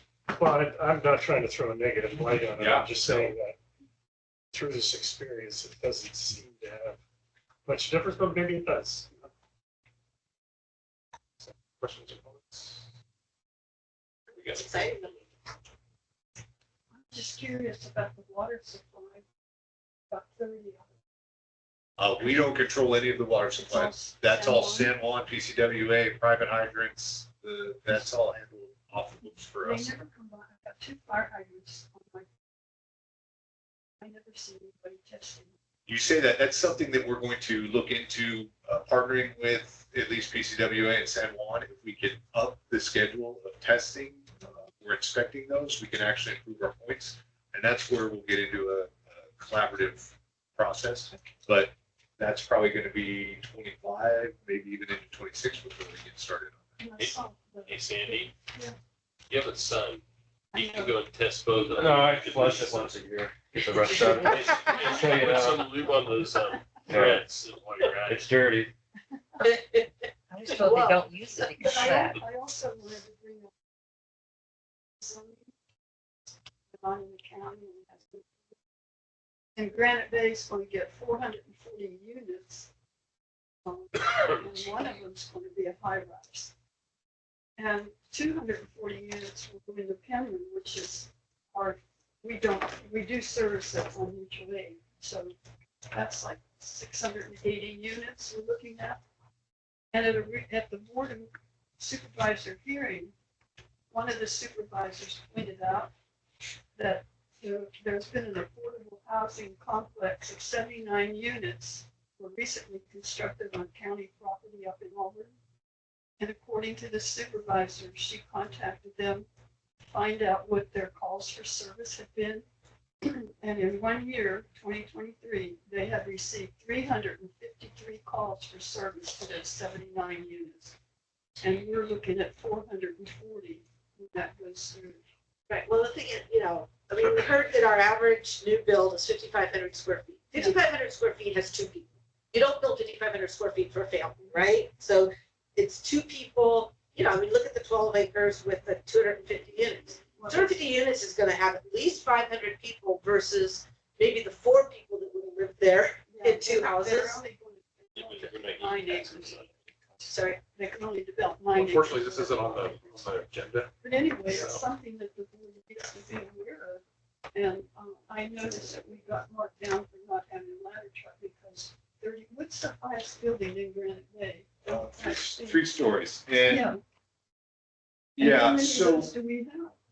we have a few 3-story buildings, but nothing taller. And And that apartment building on the corner is going to be at least 3 stories.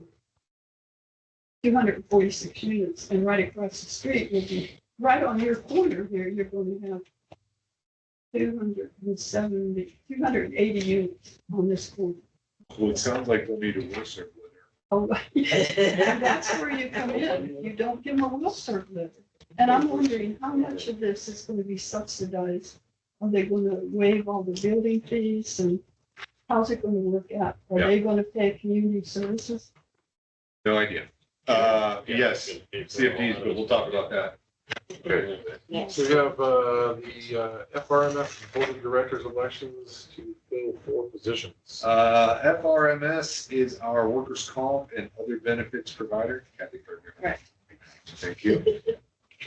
Wish they picked something other than FRMS, FDAC, and FAST. It's fire something. Right, they're all, they get jumbled up in my brain, so I apologize. It's a joint powers, they're looking to fill 4 expiring terms, there's 5 qualified applicants. I'm going to be completely honest with you and say I don't know any of them but one. And if I were making a recommendation, Jason Nee, in Central Fire District, I've known and worked with him a bit, sharp guy. Other than that, I'll make no recommendations and allow you all to pick and choose if you want to vote for any of the others, or none of them, or pick somebody other than Jason. That's completely up to you. So far, the incumbents seem to have done a good job. There's 3 of them.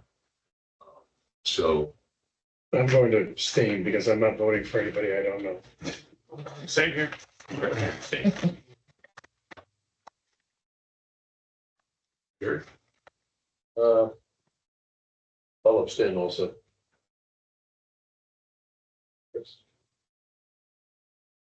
I think we should leave the 3 incumbents. They're there. You vote for them. So we have up to 4 Okay, well then that we can select. we can add Jason Yee. I think with all these abstains, we don't have a quorum. That's what You gotta have a majority to give 3 abstentions. My opinion doesn't count. Your opinion does. But it's only 1/6 of the opinion. Within the room, your opinion counts. And just like everybody else gave their opinion, they were going to abstain. You don't get to vote often and, only once. Information and discussion community facilities districts. CFDs, staff and CPFG, Kathy Domenico was here earlier. We've been meeting, this is a little bit of a regurgitation. We met with the town and the county regarding CFDs. We have now constructed letters that will be going out first part of next week to the county and the town to explain to them what we're doing and determine next steps. The CFDs will need to be adopted by the town and the county. We will bring a board resolution pending the outcome of the responses to those letters in July as the resolution of intention. We have a 60-day window, at which point we'll hold a public hearing with our first property in, September, with the intent of having this wrapped up by September, hopefully, and moving forward. As you know, government sometimes moves slowly. We're working through those processes. So As long as our initial guys still willing. they're still in. Hang in there. They're still in. Okay, phew. So that's what I have. It's more of an update for now. So Anybody have any questions? Take a little longer than we originally anticipated, but we'll get there. we're doing a lot of work in the background. So Where's other? we were recently audited by CalPERS for contract inconsistencies. The audit focused on a few areas to include payment of a rescue incentive that was classified as education, the availability of documents they were looking for when they requested, and some contract language. The items listed have been addressed or will be addressed during the next contract. Some of the stuff was picked up because it got taken out. Other stuff will need to be addressed when we open the contract again. PERS published a report. It's available for review, or it should soon be. It's published yet on their website. Okay, it's more of a notification to you all that this happened. Anyone should be surprised. No costs. No costs occurred, no issues other They're than. not That's a slapping- successful They're not audit. slapping fines. No. Okay, that's good. Recommendations. Yep. Nice. So, It's not, it's just all contract language. I'm just making sure I've been through that with Lynn, so. Here, Kratos, any questions? No, good for you guys. I mean, Yeah. that's a big deal. Survive one of those with no money out the door. Just figure out a way to get through one where they go. Like kudos to you. Which you gave us too much. Yeah. You're not These ones don't that count, hard. and you actually paid us for them, so now we're gonna. Right. Correspondence. Correspondence. We had a First, no, PARS report, PARS first. PARS report. That's it. I don't think it did very well. Then we moved down, Lost a little bit. get off the slide there, can you move float? Operational update. Volume by month, 336 calls in May. That's nearly similar to what we did last year, +1, and down from 2 years ago by a few, about 20. Calls by apparatus, you'll see medic 16, engine 17, engine 18, engine 16, all top of the list. Primary station, engine 18 and engine 17 are neck and neck, followed by 19, 15, 16, 20. A request was to ask for responses by district, by unit. So what you have on the left-hand side is the station. So station 15, 16, 17, station area. The colors correspond to the units that responded into that area. So we use station 15 as an example. In station 15's area, engine 16 responded in 24 times, 23 times, whatever that number looks like, and engine 17 responded into that area. So it's about it is. If we look at station 16, obviously 16 is put in there frequently, followed by engine 17, then 20, then 18. Station 17, obviously handling the majority of their calls with assistance from engine 16 and engine 20. I'll work on changing the colors next time so we can get a little better view. Station 18 handling almost all of their calls exclusively. 19 is kind of a mishmash there of 17 is picking up some, 16 is picking up the other, a little bit of help in 20s and 18s. Station 20 handling the majority of their calls. And then we have automatic aid, and that's the one where you see engine 18 is responding fairly frequently into the town of Rockland, helping them out quite a bit, as well as engine 20 coming down the hill to, going up the hill. Yeah, Newcastle. And this was a busy month with some fires that we helped on mutual aid as well. Does that look like what you're asking? Could you make the legend just a little bit bigger? I can try my best. I can pick out the colors. I'm not Yes. colorblind, but that's just tiny for me. I can read it. Oh, good. I'm gonna sit over there. Oh, okay. Yeah. Oh, well, if it were here, I could turn around. Yes, no, hey, we'll work on the technology. I apologize. Yeah, that's fine. Get lost. Fires, 15 in May, 2 structure fires, 1 fence fire, 3 vegetation, 2 vehicles, a couple of waste, 4 mutual aid, and investigation fire out there. All responses, running list, but I think more to your information is the trending line still moving in a downward. So you see the dotted line, that's the trend. You can see we continue to move down.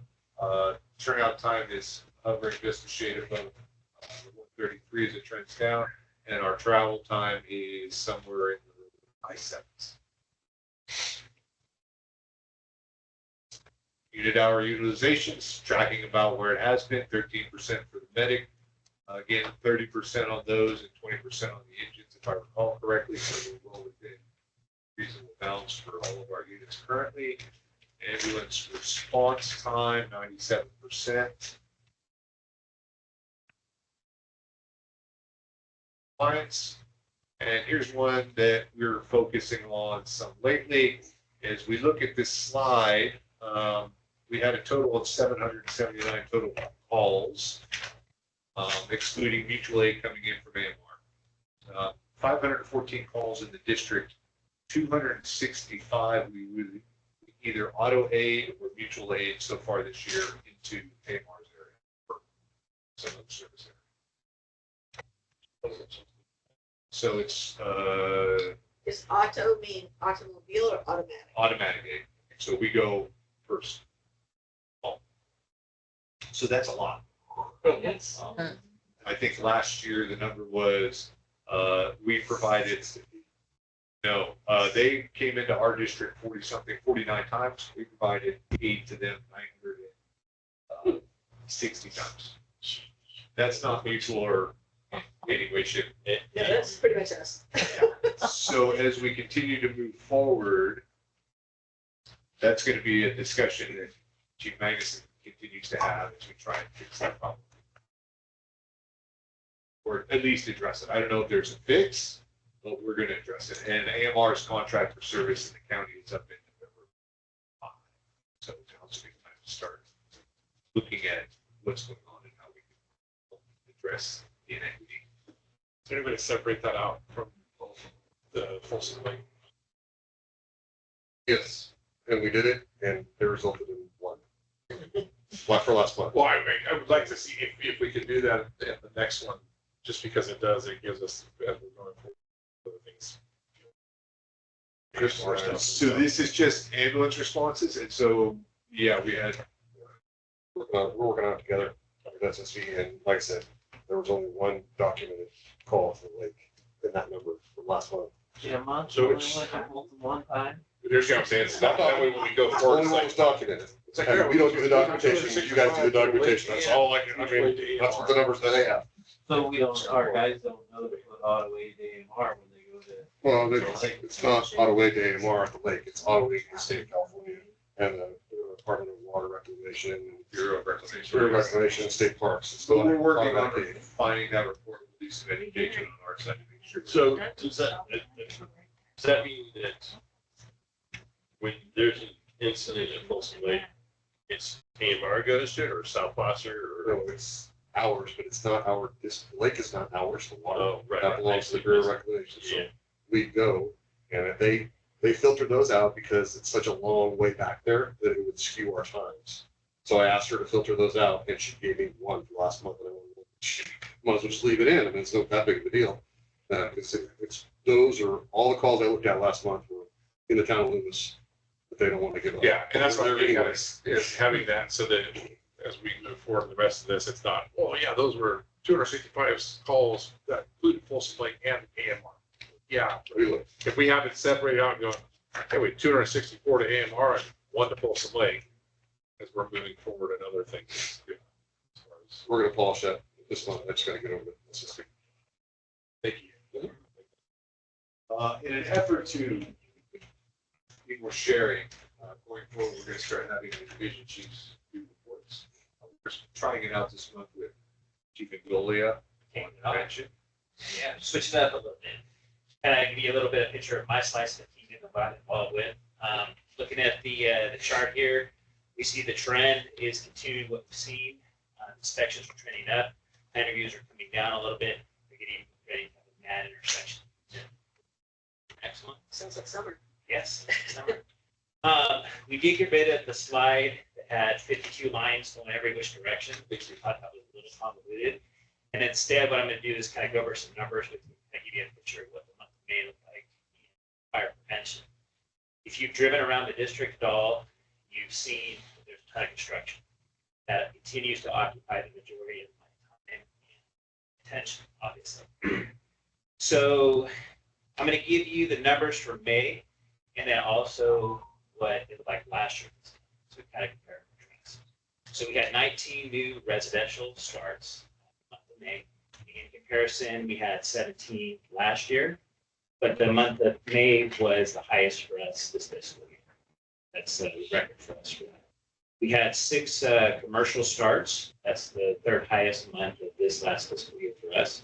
We had 2 in 2023. So we're kind of similar to what we were last year. We had 39,000 square feet of remodel come in the month of May. That is definitely our highest for the year. In comparison to 2023, we only had 17,000 square feet of remodel. So to me, that is kind of a little picture of the interest rate predicament that everybody's currently in. It's starting to trend and people are starting to We're just giving remodel up and doing it. rather than buy a new house. So that's an interesting thing. It'll be interesting to watch that number and see if it continues to change. 74 sets of plans came through into our office in the month of May in comparison to last year. we had 79. So May, June, July, that's a busy time of year for us. Katrina and I conducted 71 inspections in the past month in comparison to 39 inspections last year. So we are definitely doing a lot of inspections. How many That's a lot. re-inspections do you have to do? I don't know that number off the top of my head. I mean, do you have to re-inspect do you have to go to most properties twice? We do go to most properties twice. On a sprinkler inspection, we have to do a rough before they do any of the sheet rock or anything like that. And we have to go for a fire. Can you include that number too? So we can we have to do a minimum of 2. Yeah. I can, Well, just basically tracking your visits. So it's more about just time. so you want to know re-inspections? Yeah, I mean, just so you can track how much time you're going out to. For Yeah. We can do that. Total new residential starts so far for the fiscal year, we've had 114 versus 111 last year. So pretty much the same amount of residential starts. Total permits, however, we're at 439 permits for this fiscal year versus 359 at this time last year. So we definitely are seeing quite a large increase. Looking to direct Davis with that 71 inspections right now, Katrina and I are averaging close to about 1,000 inspections a year for each fiscal year between the two of us. We're definitely a little bit busy. Large commercial projects that have wrapped up, which are nice. Of course, we talked about Costco. That's open and running. That actually went really smooth. Took the guys out on some tours there, walked them through there along with the crews from Rockland as well. So that was a good opportunity to kind of show the guys what was going on. We also had Superior Self Storage, which is the old Neff Rentals facility on Sierra College in Douglas, right behind like Walgreens and AMPM. It's a large storage facility, 730 units. So it's a big property, and that one's now open as well. We did do recent tours about 2 weeks ago with the crews out at Sequoia Grove Retirement Center. That's formerly was Placer Retirement Center on the corner of Sierra College and Old Auburn. 3-story facility, 135,000 square feet. It's a big place, but it's 147 rooms. So we took all of our shifts through that facility, and then also had Roseville come out as well, kind of give them some tours and get them familiar with how that building is laid out. Keep in mind, that is a non-assisted facility. So that is a 55 and older retirement community designed to be living and dining. It's not a medically assisted facility. Facilities. So that's kind of the other part of my duties. We had put in a new commercial stove and hood here at Station 17. I think the original stove was used back in biblical times, and so we were kind of able They made a lot of to clam pass chowder that on that off. stove. Pardon? Made a lot of clam chowder on that A stove. lot of clam chowder. It worked. It served us. I definitely think we got every penny of money out of that we put into it. But you know that new stove you have will not last as long as that old one. That remains to be seen. It's a good one. I don't think we're gonna be around. Right.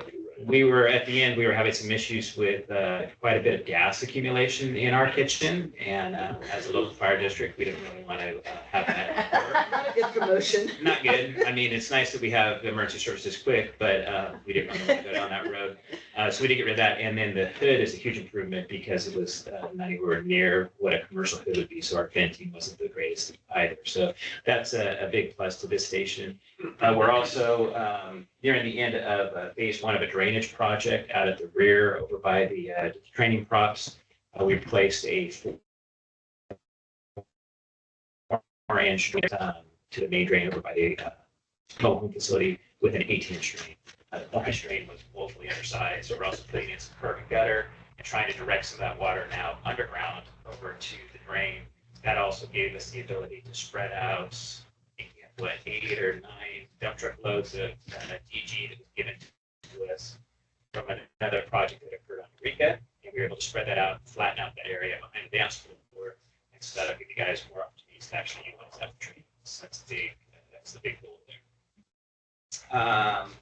We did some landscaping at Station 16. As we talked about earlier, that place was closed for 10 years. The landscaping was in pretty rough shape. We had mulch that's about 6 inches thick and just covered and redone to the point where it was impossible to put any more on there, and it really wasn't a good representation of the district. So we replaced that with rock, a lot lower maintenance, easier for the guys to blow all the leaves off in the fall and the winter time, and it's a huge improvement. So if you haven't had a chance, I would recommend drive by Station 16. It looks a little bit different, and it's a good representation of the district. And then lastly, we bought a string trimmer for Station 18, a walk-behind string trimmer to help with the area where the training house used to be, keep that lot clear. They were using a lawnmower that was continually falling apart, and it was a little bit not the right piece of equipment for that use. So we were able to upgrade over there, and the sheets are a lot better. Fire investigations, so we had 3 that we were involved with this past month. One was a vehicle fire that turned out to be a crime. However, without crime of arson, kind of siphoning gas from one vehicle to another. Nice. This particular Did the individual bad guy decided use to the use laser? a hose and a fuel pump from another vehicle and a battery vehicles to power the fuel pump. The speculation is that the cables touched, sparked, ignited the car that he was siphoning the gas out The of. one, As well so as the victim. No, himself. Okay. Yes. So Mike Long was involved in that investigation, did a great job. We also had 2 structure fires that were investigated. One was traced back to a heating lamp that was storage in coop. Fortunately, fell off and went into the hay. And that was, as you would imagine. Oh. And then the last one was an undetermined structure fire that Joe Stevens worked on. Lastly, weed abatement. We've had 7 cases so far this year. That's definitely starting to ramp up. We have 4 of those cases, or 5 of those cases have been resolved. We have 2 that are. Any questions from the board about?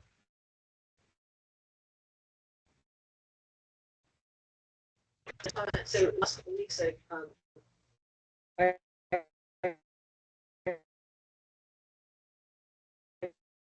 seen an article, and they were both out of the, that 5 more units were built in the state last year than residential properties. And that, and then today, it was today's article was pretty horrific about they're allowing people to sell off the parcel that has the ADU separate from the host parcel, if you will, which I can't imagine that isn't a property tax, zoning, land use implications. So you have a city council just completely upending all of those things that, I mean, we depend on Is that that kind of. under SB 9? I don't know, it was San Jose, so. I think SB 9 when it passed about. Addition of those parcels based on. But and I don't even know how that works in like a community with a minimum lot size. It goes out. Yeah, so I mean, I love all the regulations that change after you invest your money in a property. Yeah, so, yeah. Anyways, don't get me going on that. I think is you made the comment about the large amount of square footage versus perhaps purchasing and moving, which I think that'll be a slowdown in property tax growth, right? Because you're not going to get that whole new reassessment. Yeah, yes and no, but if, as long as it triggers a reassessment. So Does it? if Sandy remodels that estate, we'll start to see that. Going after it. Yeah. You're gonna make sure she Especially gets an Sandy. 88, yeah. But does it, is there a criteria? Yeah, Does it take so much? It depends on size and what specifically gets triggered. If it requires a permit, typically that'll trigger a reassessment. Okay, all right, well then that is good news. And even though we're seeing the remodels trend up, we're definitely not seeing new construction trend down by any stretch. Okay, so it's just No, all growth out there, which is the plans, I mean, yeah. So it's 79 sets of plans coming in. I mean, that's just a. And now you're still looking at those same large Yes. sizes. So average was right now, through May was 49. So just. It's, Katrina and I keep hoping lot. that construction will slow Yeah. down a little bit, so we can catch our breath, but Yeah. as of right now, it's not happening. Cool. Thank you. All right. Back to the overtime, 55% of it contributed to open, 22% to sick, 19 to sick, 4% miscellaneous.